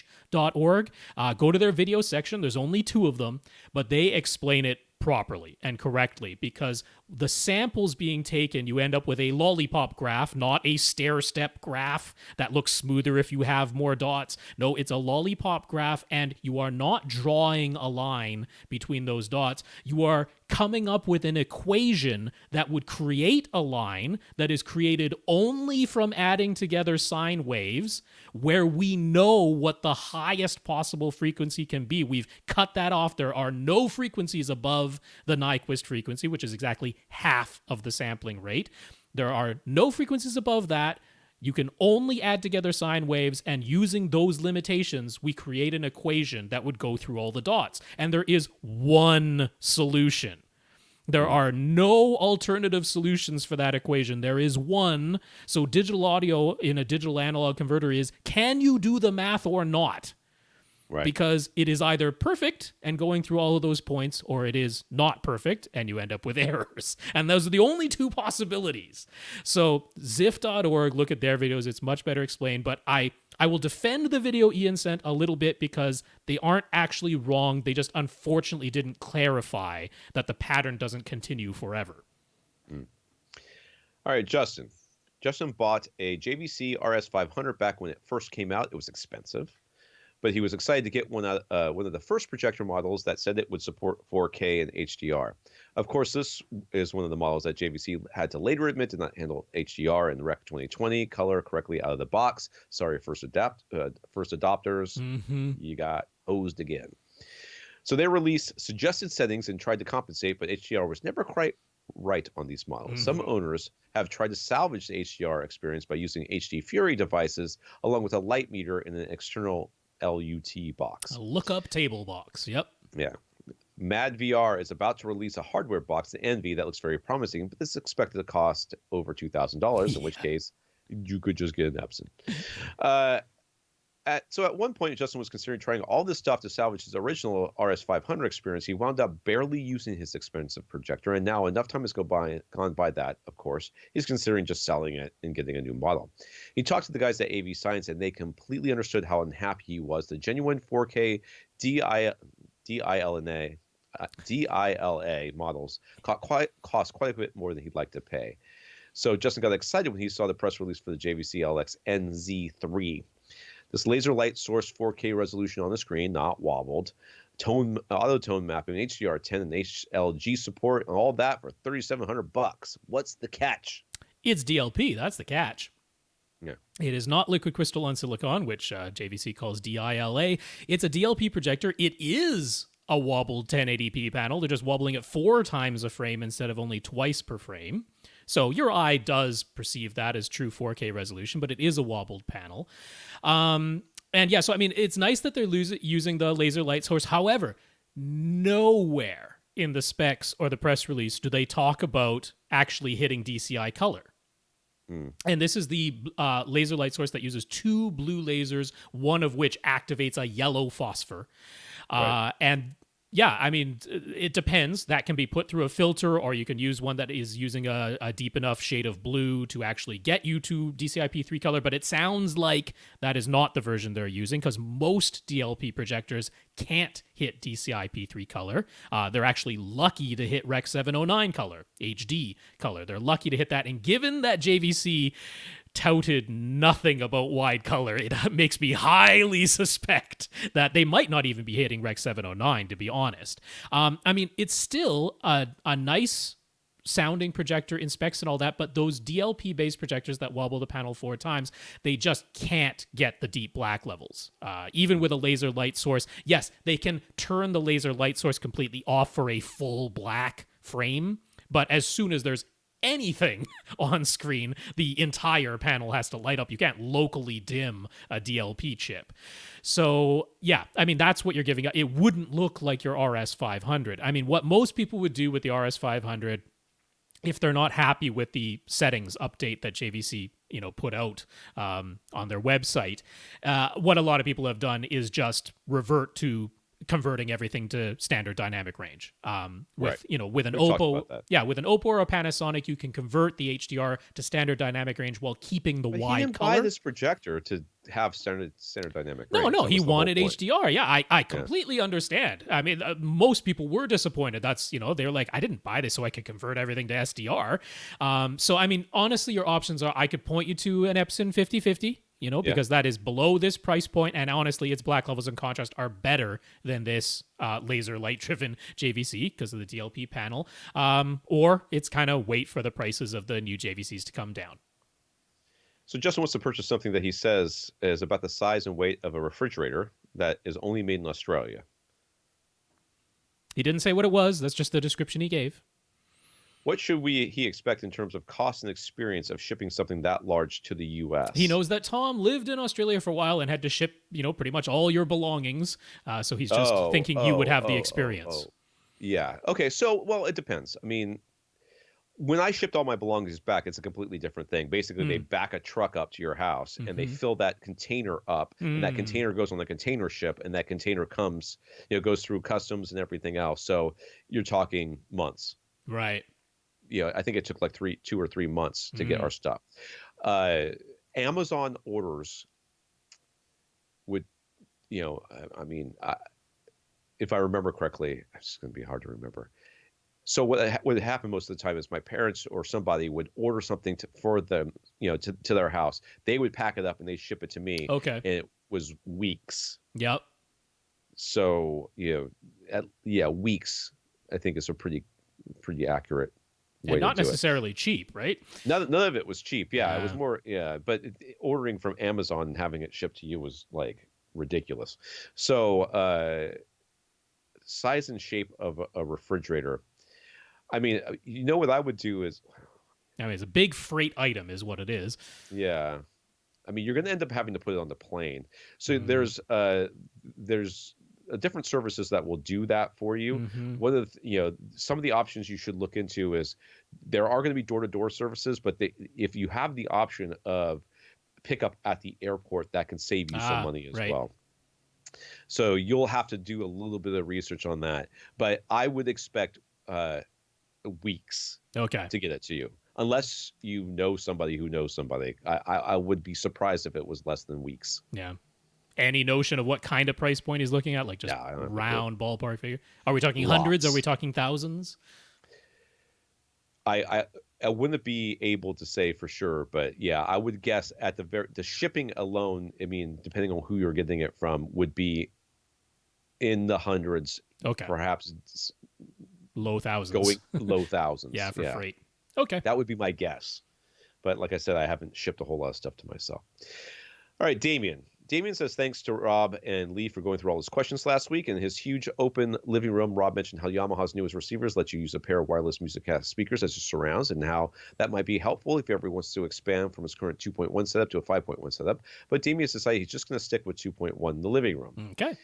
So now what we recommend to power his sound system and connect everything. He wants to replace his Onkyo 646 he's using now because he really wants to be able to pass through Dolby Vision to his Vizio TV.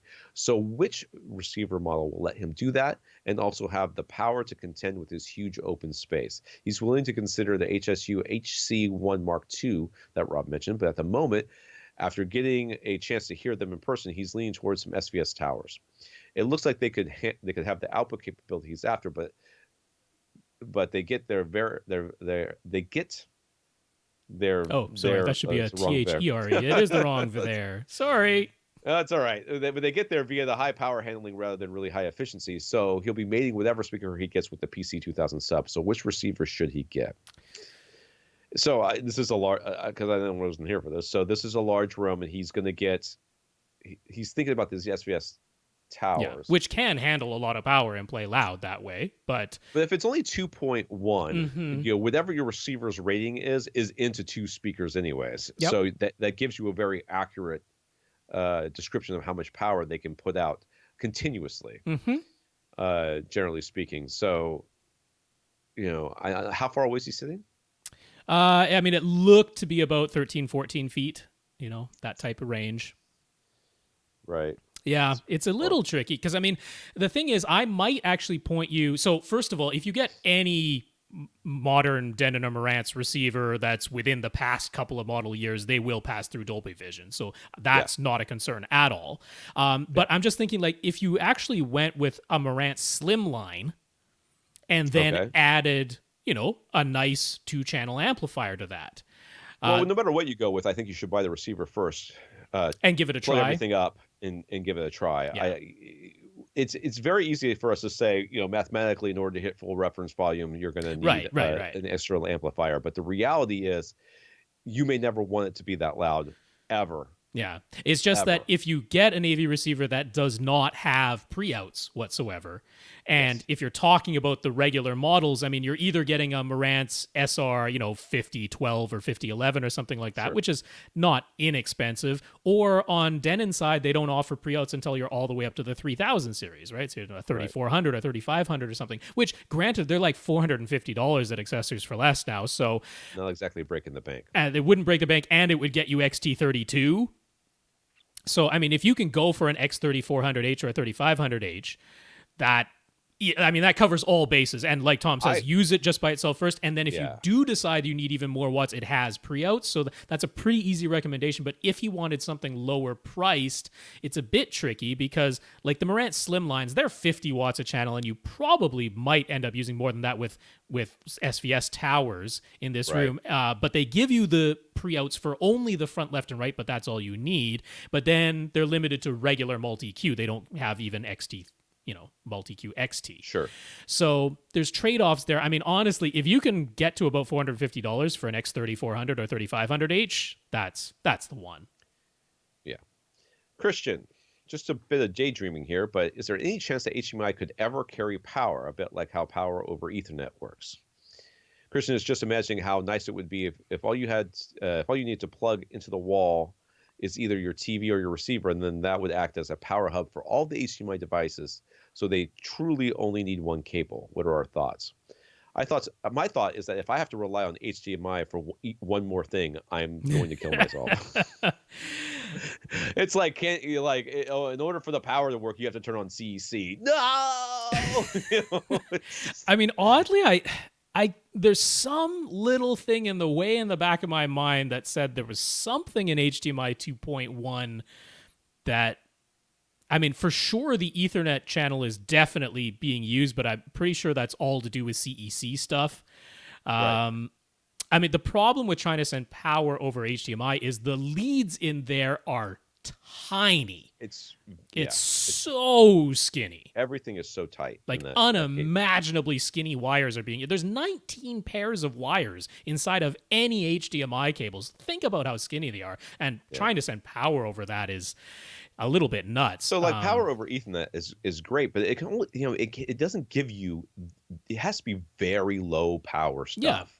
Yeah. Like itty bitty motors that are turning blinds or controlling cameras, external cameras. Yeah, it's the 5-volt stuff, the 5-volt DC stuff, right? Like, I mean, there is an HDMI plug that delivers power, which is the MHL plug. The MHL plug it looks exactly like an HDMI plug, but it's enough power to charge your phone while it's connected. But that's MHL to USB plug. It's not a HDMI to HDMI plug being meant to send power that way. So, I mean, I see where he's coming from. Of course, if you could reduce wires, that sounds good. But I just don't see it happening with HDMI because of just how skinny those teeny tiny little wires are. Right. I mean, it could happen. It could. Anything could happen. We'll see. But please no.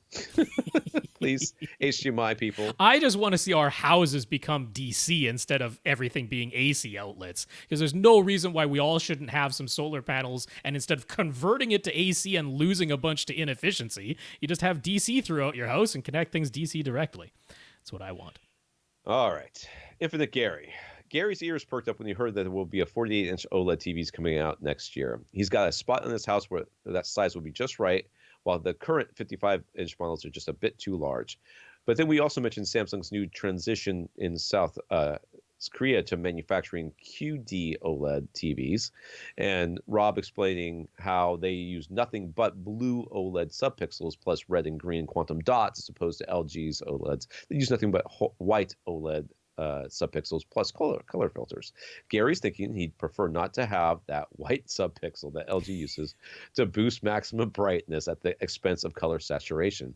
So have we heard anything about how soon Samsung's QD OLEDs will be available and whether they'll be making them in the smaller 48-inch size? I don't think we have any clue. No, I haven't heard any. They talked about converting their manufacturing lines over to it, which, I mean, that would mean they can't be tremendously far away from actually selling. They're not going to convert all those lines, start manufacturing, and then not sell anything. So I'm thinking that probably in 2020, we'll start to, by the end of 2020, we'll partly start to see Samsung's QD. If they've started OLEDs. the conversion process, then I would expect in a calendar year, you will start seeing, because I mean, that's just money they're wasting right now. But I had no idea about whether they'll have the 48-inch size. I mean, the reason LG is able to make the 40-inch size is because they have their new plant that can pump out 77-inch OLEDs, and then the mother glass is just the right size to also get some 48-inch OLEDs out of that same mother glass, and that's kind of how the 48 inches came around. So I'm not sure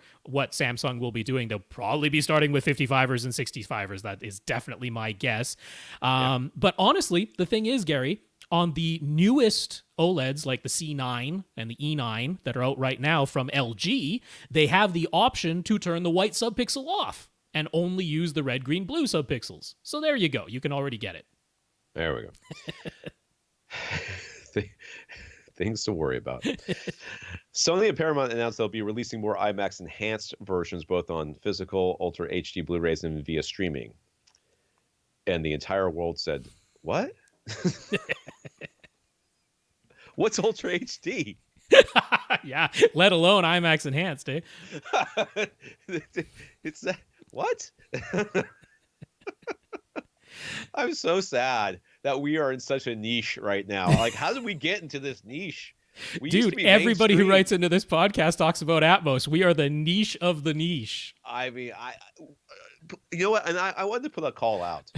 I wanted to put a call out to people. I would give me the dumb questions that you're too afraid to ask anybody. Please. Okay. And No, I but will then tell you someone right now- asks us about 5.1 Sonos and we tell them not to do it, so we're not helping ourselves. Well, 5.1 Sonos is a waste of money. I mean, I'm sorry.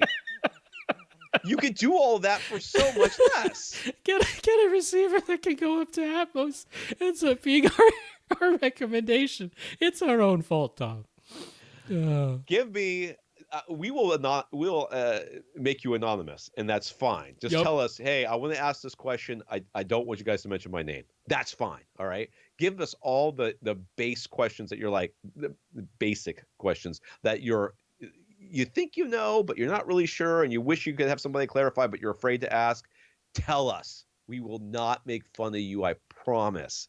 Because I am so sick of answering these. I want someone to ask, like, why are there blue and green RCA jacks on the back of some AV receivers? Because who's used component video for years? There've got to be people who are getting their first AV receiver and have literally never seen component video, because why would they in this day and age? Well, and what about, I'm waiting for somebody to say, how come there's brown ones back here? Which brown cable do I buy? That's right. All right. Anyway, Sony and Paramount announced they'll be releasing more IMAX Enhanced versions of both physical Ultra HD Blu-rays and via streaming. Are these intended for the 500,000 plus full IMAX home theaters, or are they meant for normal rooms, since the press release talks about the flat panel TV models from Sony that are IMAX Enhanced? Is there some sort of minimum screen height needed in order to see these IMAX Enhanced titles as intended by filmmakers? It's so nothing. IMAX Enhanced is like it really is a big bag of nothing. Nothing. It's DTS. It's DTS X audio. Yeah. It's HDR10 Plus, which ironically Sony doesn't support, and they're the only brand who's brought out IMAX Enhanced TVs so far, but they don't do HDR10 Plus, and that's what IMAX Enhanced content uses. It's maybe remastered. I mean, it's just supposedly so nothing. Supposedly IMAX are the ones who remastered the video and sound for the release, but it is an Ultra HD Blu release. It is a 4K UHD streaming release. It's still 16:9. They didn't make it taller, like a full-size IMAX theater has that, odd aspect ratio that's even taller, right? They didn't do that. It's still 16:9. It's still DTS X audio. If you turn on IMAX Enhanced because you have an AV receiver that does it, it'll turn off your bass management, so don't ever use it. That's my favorite part. Who needs bass but no, this management when you isn't have IMAX Enhanced. I know Gary's familiar with, IMAX announced how you can build a full IMAX theater in your house for it's now all the way down to only $500,000. It started at $3 million and they've got it all the way down to $500,000 now. But no, it's not meant for those. These are 16:9 Ultra HD Blu-ray discs like any others. Get this podcast sponsored by IMAX, and you and I get IMAX theaters in our home theaters. They come out here and tear down the walls of this place. I don't know. I don't want it. No bass management in IMAX theaters. I know. Well, don't worry. They're going to put full-range speakers in every location. Travis has a pair of Linsol KZ AS10 in-ear monitors. Never heard of them. When he's using them in his phone, they have a dead silent noise floor and they sound great. So he wanted to use them with his PC for normal listening as well when he is gaming. But when he plugged them into the PC's onboard audio, there was static and a high-pitched whine. Yep. So he installed a Creative Sound Blaster Z sound card, and it was quieter, but still not great. He actually determined that the static and buzzing was happening because the sound card was touching the outer case of his PC. So we insulated that, and the worst of the noise was eliminated, but there's still an obvious and constant noise floor. So I'm trying to think of what that might be. A little low-level hiss, yeah. Yeah, so he decided to switch to an external USB sound card, and he got the Creative Sound Blaster X G5, but it's basically exactly the same as the Blaster Z internal card, meaning it performed the same, or that Yeah, it performed the same. Still had a little bit of a low level hiss at all times, noise floor. So what does he need in order to get a silent noise floor and no noise when using his in-ear monitors with his PC? If his phone could do it, why can't his gaming computer? Because no one cares about sound. Yeah, this is sadly not uncommon at all. I mean, like on my computer, for my microphone and headphone connection, I use a USB dual pre by Art.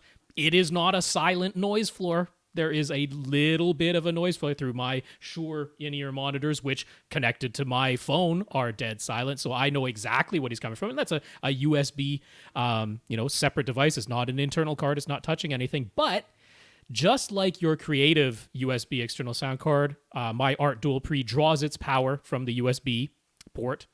And that's just if there's any contaminated noise coming out of that PC, and it sounds like your PC inherently is kind of electronically noisy if its own internal headphone jack was that noisy. I know that sounds real bad. It sounds real bad. So I mean, usually you'll plug into the headphone jack, and you'll hear that sort of hiss in the background, or if it's too close to the hard drive, a lot of times you'll hear the hard drive. And that high-pitched whine comes into it, too, from that. Yeah. So I understand that. But the key here would be to get an external DAC that has its own power supply.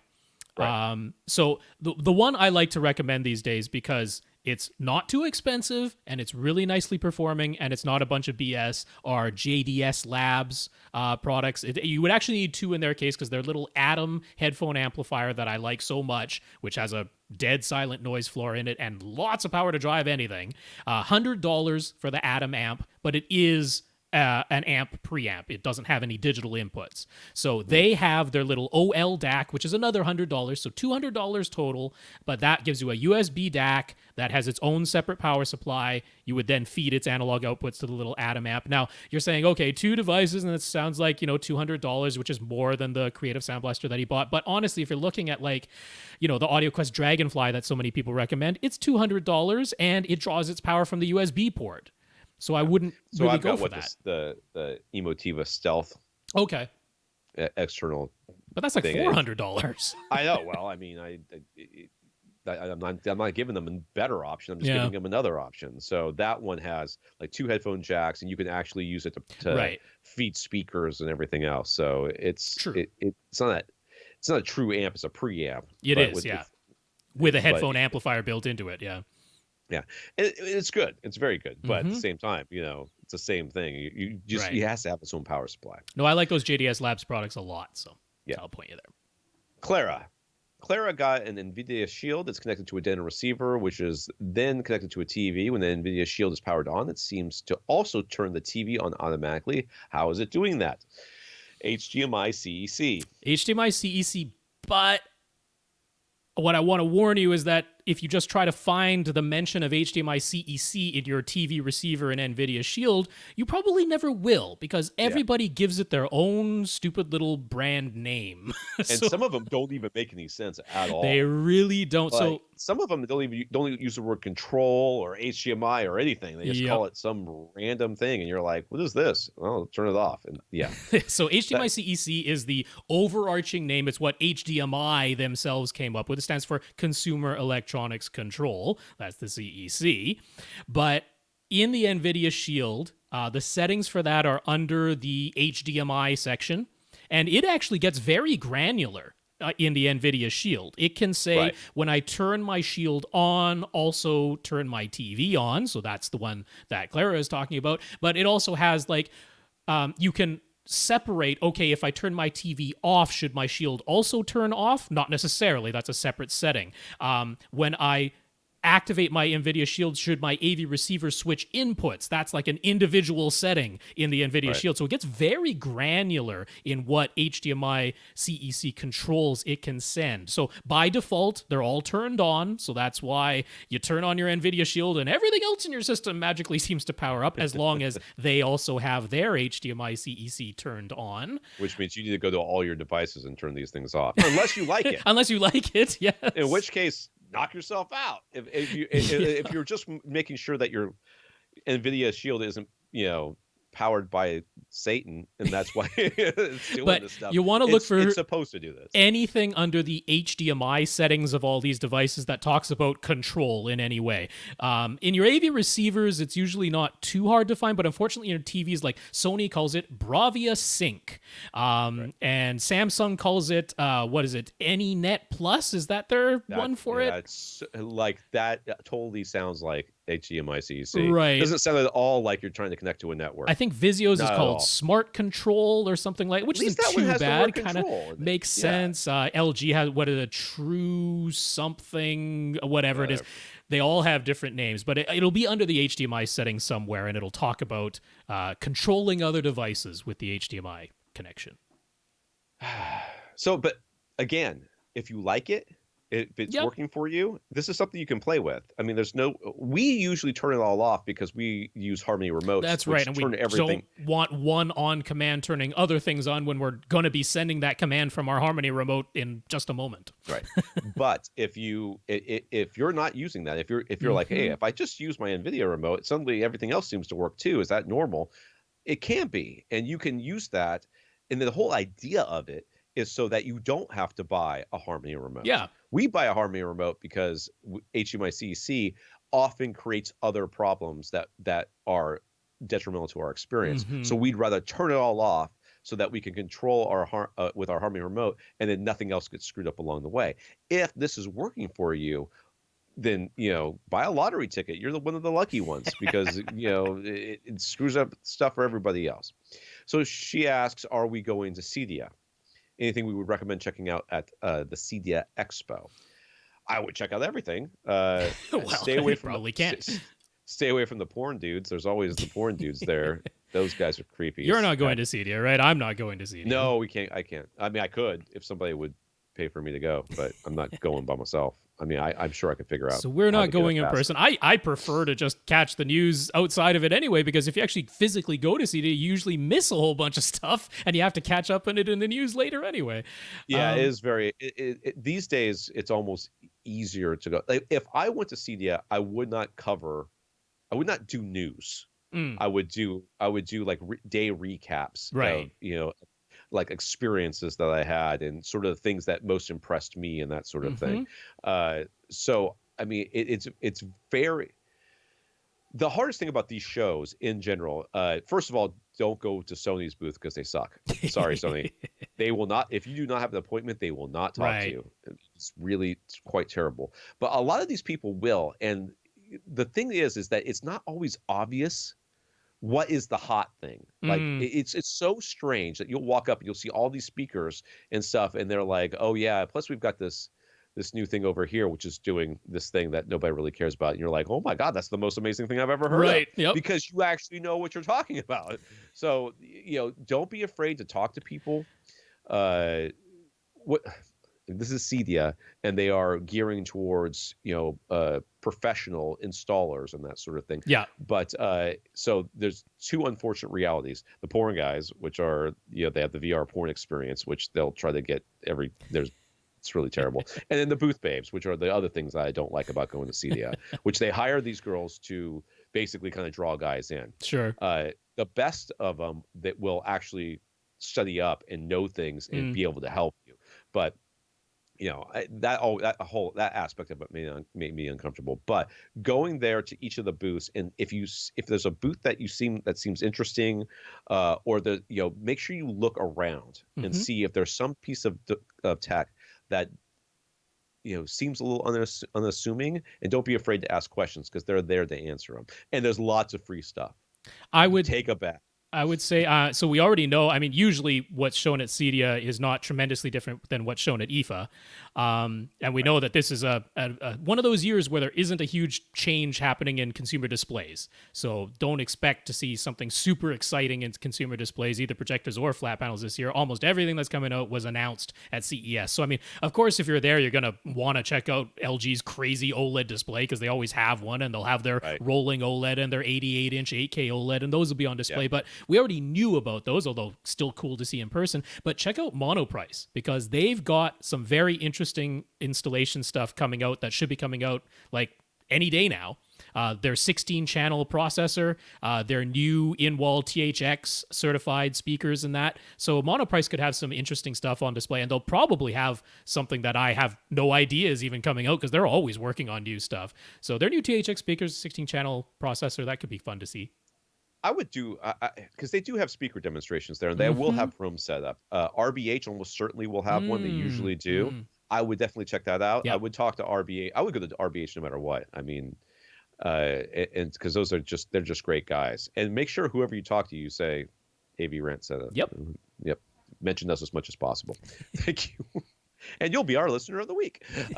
So yeah, mention this as much as possible. But SVS will almost certainly be there. They're not always there, but if they are, I would check them out. I'll bet they will be this year.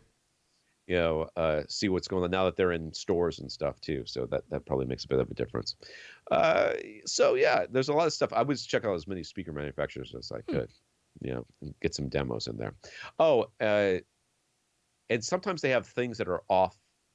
Yeah, not in the main show floor. Yeah, so separate suites and stuff. Yeah, so you're going to want to kind of figure out what's going on with that. And then you can get like you go and you see the 100 million foot screen. You know, it's essentially the size of an actual movie theater, with this big, self-contained, looks like an octopus with cooling things coming out of it, wolf projector or whatever it is. Those are always fun to go to. They're never as good as I think they're going to be, but they're good. So generally speaking, when is the best time to buy home theater gear? Black Friday, after New Year's? Well, anytime they sell something on accessories for less is a good time to buy the gear because it doesn't always stay there. Things do, like different product categories do tend to sort of come out at different times of the year though. Right. So it's not, it's hard to say against all home theater gear. It'd be like, displays tend to be at one time a year, Friday, AV receivers at a different time of year.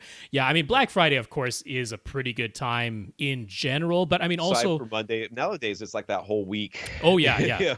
But also right before Super Bowl is another good time. Right. You're going to see a lot of deals, especially on large flat panel displays during right before Super Bowl because of, they could push a lot of TVs during that time as people are getting ready for their parties. Yeah. And new AV receivers are typically announced in October, November, and then don't become available until March, April. So for AV receivers, if you wait until late spring, early summer, that's when you can get excellent deals on last year's models because they're all being cleared out because the new ones are coming in around April time frame typically for AV receivers. Right. Yeah. Speakers don't tend to change a tremendous amount because they'll often stay the same models for several years, and then when the brand new model comes out, you can't really predict that as an annual thing in speakers. No, speakers don't really do that. But what you can do is, set up Google alerts for things like that. That's what I would do. How are we doing on time here? I think we can do one or two more. I mean, we've got 26 on the darn list, although some of them are shorter questions at least. But all right, we'll do one for sure. Yeah. We'll see. John heard us say how we prefer to use game mode versus the various mixing formats. He found that very interesting because he was under the impression that it didn't matter whether you press movie, music, or game. He thought they were all just repeats of the same listening modes. But are we saying they actually have different sound characteristics? What are those movie versus music versus game differences for Dolby Surround upmixer and DTS Neural X upmixer? He tried to find information online about it, but there's seemingly nothing written about it at all. And he's not wrong. It was more common to find it, and it's sort of just carried through from the old ones back when it was Dolby Pro Logic and Pro Logic 2X and Pro Logic 2Z and DTS, what was it, Neo 6 and then Neo X. They wrote about it more back then, and it has sort of followed through, but nobody has recently written about it. You're right about that, John. Yeah, so the game modes tend to be the ones, if you think about what people kind of sound they want for a video game, they want things that are as clear and as localizable as possible. Yeah, like pinpoint and discrete. Yeah. Right. So game modes tend to have the most discrete sound, if you will. The stuff that's coming out of the speaker, isn't at all smeared or reverbed or anything like that. Like if you're taking what was originally a 5.1 signal and upping it to 7.1 or upping it to 7.1.4 for Atmos or DTS Neural X up mixer, what it will tend to do is instead of like mushing together the side and back surrounds, it'll try and pick like one speaker to play a given sound out of. So you get a more pinpoint, precise, delineated, separated sound in the game mode. Right. So, and the music, it's been so long I can't even remember. Is the music a little bit more? They try to make it sound a little bit fuller and. Well, they almost always what they'll do is so like if you were listening to the game mode and there's a sound that is right in between your front left and right speaker, the game mode will mix that into your center speaker and your center speaker alone. No sound will come out of your front left and right. It'll mix it right in there. But with the music mode, if there's a sound that's in the middle, it'll play it out of all three front speakers. It'll try to spread the front sound stage so that it's not just coming out of one individual speaker at the front. It kind of just spreads everything across the front in the music mode for the most part. And what about movies? Movie mode tends to add a little tiny bit of reverb in your surround channels. It tries to make it sound like a bigger room, which if you have that tiny little bit of reverb, you'll have the quote-unquote bigger room sound. But this is why when I'm talking about either adding a tiny little bit of reverb or smearing the front, that's why I like the game mode. I'm like, I'd rather just have sounds come out of individual speakers, please. Well, and the reality here is, what we say or what we prefer. I mean, I've switched between these modes, and the differences are very minute, right, to my ear. It's not a huge difference. Well, especially if the original signal was at least 5.1. I hear more of a difference if I'm using an upmixer on a 2-channel recording. Then it's pretty apparent. It's quite apparent the differences. And I don't normally listen to 2-channel recordings in here, so that's part of. And when I do, I listen to them in 2-channel because I'm more of a purist. But you experiment. It's literally 3 button presses and just figure out what sounds best to you and then go with that. Yeah, because if you're upmixing 7.1 to Atmos, Dolby Surround upmixer or DTS DTS Neural X upmixer, if you're taking something that was originally 7.1 and doing that upmixing, you probably won't hear a huge difference between movie music and game because they already were discrete in the 7 bed layer channels, and the only thing being added is what's extracted and put in the overheads. So it does make a difference what you're starting with. All right.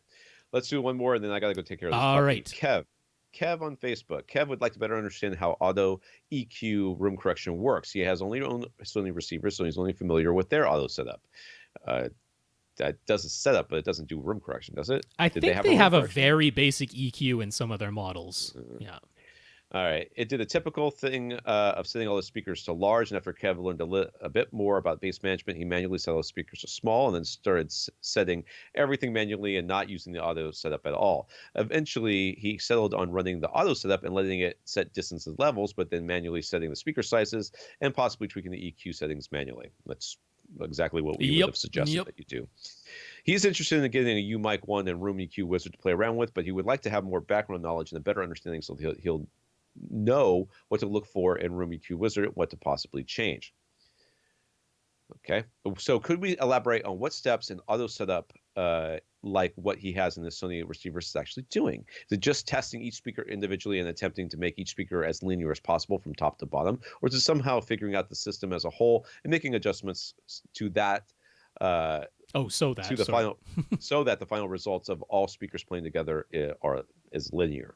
He'd like to know what steps someone would take if they were to doing this whole process manually. Well, honestly, nobody does it manually. Well, I'm sure somebody does.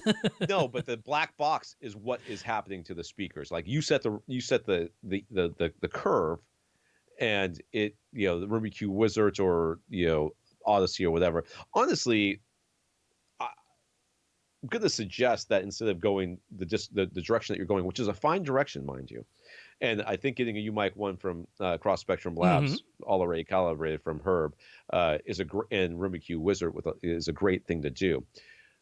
But just getting Odyssey of XT or higher would be a way of fixing this. What your Sony is doing mostly is just setting distance and levels. That's what it's doing. Yeah, but it's doing a very basic based on one measurement position EQ as well. And that's actually kind of a problem. Yeah. Right. So, that's what I would trust it to do. And that's what I would trust most. Distances and levels, yes, I would trust it to do that. Distances and levels, I would trust any receiver to take care of that, no problem. That does not bother me. When we get into the room correction is where I start getting picky about it and who does it. Now, can you do this with Rim EQ Wizard and a UMic 1? Absolutely. Yeah, it's more involved to do it correctly than people often espouse, though. It's going to be, it's not just set the mic on your chair, run the computer thing, and then download that to the because he didn't even talk about getting a he didn't talk about getting a mini DSP yet. That would be the next step. In order to make that work, you need a mini DSP. So that would be that's another couple $100. Mm-hmm. You know, and then you need an amp. You need a separate amp if you're going to do it that way as well. Yeah, I mean, I want to go through the steps that it's doing in the auto setup so that he understands that, because that's mostly what he wanted to understand. So, okay, so go ahead. I mean, in any system, whether it uses only one mic position or multiple, the very first measurement is the most important measurement, and you want to have your setup mic where the phantom center should end up being. That might not necessarily be your primary seat. Not everybody sits exactly where the phantom center image should be between your front, left, and right speakers, but it's very important that if it's one and only or first measurement mic position is where the phantom center ought to be. And from that very first measurement is how it determines through, so it plays its little sweep, its little chirp, weep, weep, weep, little sounds that come out of each speaker. It determines from that the delay between when the signal was sent and when it arrived at the mic, and from that it can figure out the distance, and it will set the level because it's sending out a sound that should register as 75 decibels on that microphone, and it adjusts the trim level to make it so that is what happened. From there, the various auto setup programs might do things differently. If it's a very basic one like Sony's or like Onkyo's original Acu EQ, it just says, okay, I took the one measurement from each speaker individually. I'll try to equalize that. So it'll first say, how low does that speaker play until it is 3 decibels quieter than the average, and I'll call that its low end point. And if it's anywhere below 80 hertz, it'll say it's a large speaker. So unfortunately, it almost sets almost all normal speakers to large. And after it's done that and probably incorrectly set the bass management, then it'll say, okay, I'll try to equalize everything above that minus 3 decibel point to be linear. And as we know, as you move from seat to seat, you're not necessarily going to have the same response. So the more advanced systems that take multiple microphone measurements, they collect all the measurements. They take an average of that, and it's not necessarily a straight average. It's usually a weighted average with that first measurement counting for more than all the others. But they'll take an average of that and say, okay, well, we can't just try to completely linearize the first measurement position, because over here in these two other measurement positions, it was like the reverse curve, right? There was a dip at position 1, but then it was a hump at positions 4 and 5 or something like that. We can't just boost that hump, because then it'll make these other positions far too loud, and it sort of uses that average to make a better guess of how to equalize things. So if you were to do it all manually, you'd have to do all of those steps one at a time. You'd play your pink noise or chirp individually, so you'd probably set the distances with a tape measure, because there's not really any other way to do it. You'd set the levels based on just playing pink noise and looking at an SPL meter, and then to equalize it, to do it right, you should take a multitude of measurements in a cluster, about a 2-foot bubble, right? But you take multitude of measurements within about a 2-foot bubble and come up with an average, and then send out the equalization of that average measurement to something like a mini DSP to equalize it. So those are basically the steps that are going. The mini DSP would then have to sit between your receiver, which would now be acting as a preamp, and your amplifier, which would have to be a separate amplifier. Have to be a separate amplifier. So now you're buying a mic, the free software, whatever cabling and stuff that you would need. You're taking all this time. You need the mini DSP, and you need an amplifier for every single channel of your thing. It gets costly. Or you could buy a Denon or Marantz. Or you could buy a Denon, and you could just go to accessories for less. And for $450, you get a Denon, and with the highest level of Odyssey. Yeah. Yeah. And it does it all automatically with a $20 app that allows you to adjust it to your liking. Yeah. But it is. You decide. So, okay. So in a system like, let's say, Trinov, which is a $30,000 processor and up, okay? A system like that is actually looking at a multitude of speakers because Trinov has the ability to create phantom speakers anywhere in your room. And in order to do that, it has to know all of the individual speakers and how they collectively work together to effectively create a phantom speaker. So there is such a thing as an automated process that looks at the totality of your system. But the ones in AV receivers that we're talking about, they are looking at individual speakers. They're not trying to equalize, say, your front left and your center together so that when they play together, they create linear sound. No, they are doing it one at a time. But the good systems are basing that off of multiple microphone measurements and using an average, not just one position. All right, who we got left? Lots and lots, but that's okay. We got Kevin R, Stefan B, Jason H. That one's kind of long, but the rest are okay. Ben F, Andrew L, Carlton B, John B, J A, John M, and Tom K. Woohoo! That's a lot of J's. All right, we want to thank our listeners of the week. We want to thank Tom, Paul, and Stefan for going to www.avrant.com and clicking on the Buy Us a Cup of Coffee link. Indeed. Thank you, And Tom, leave us Paul, a Stefan. PayPal donation. Yep, thank you. And thank you to our 87 patrons over at patreon.com, including Josh, Bastian from Germany, and Justin. Yeah, that's patreon.com/AVRant Podcast for anyone who'd like to sign up for an automatic monthly donation. Thanks so much to our 87 patrons, including Josh, Bastian, and Justin. And we want to thank two for offering some additional help for sorting out our website bandwidth issues. And then two, I will be continuing to contact you as we are going forward. Right now, Clint's kind of out of town, and I'm just still trying to figure this out. So I got to give that guy my phone number and let's just talk. Sure. I think that would be just easier. And I want to thank Tom for mentioning us to SVS when he bought his PC 13 Ultra. Yeah, congrats, Tom. I know you're enjoying that gigantic cylinder. And 2A, thank you very much for helping out yet again with those bandwidth issues. Yeah, we appreciate it. For AV Rant, I'm Tom Andrew. And I'm Rob H. Now go out and listen to something.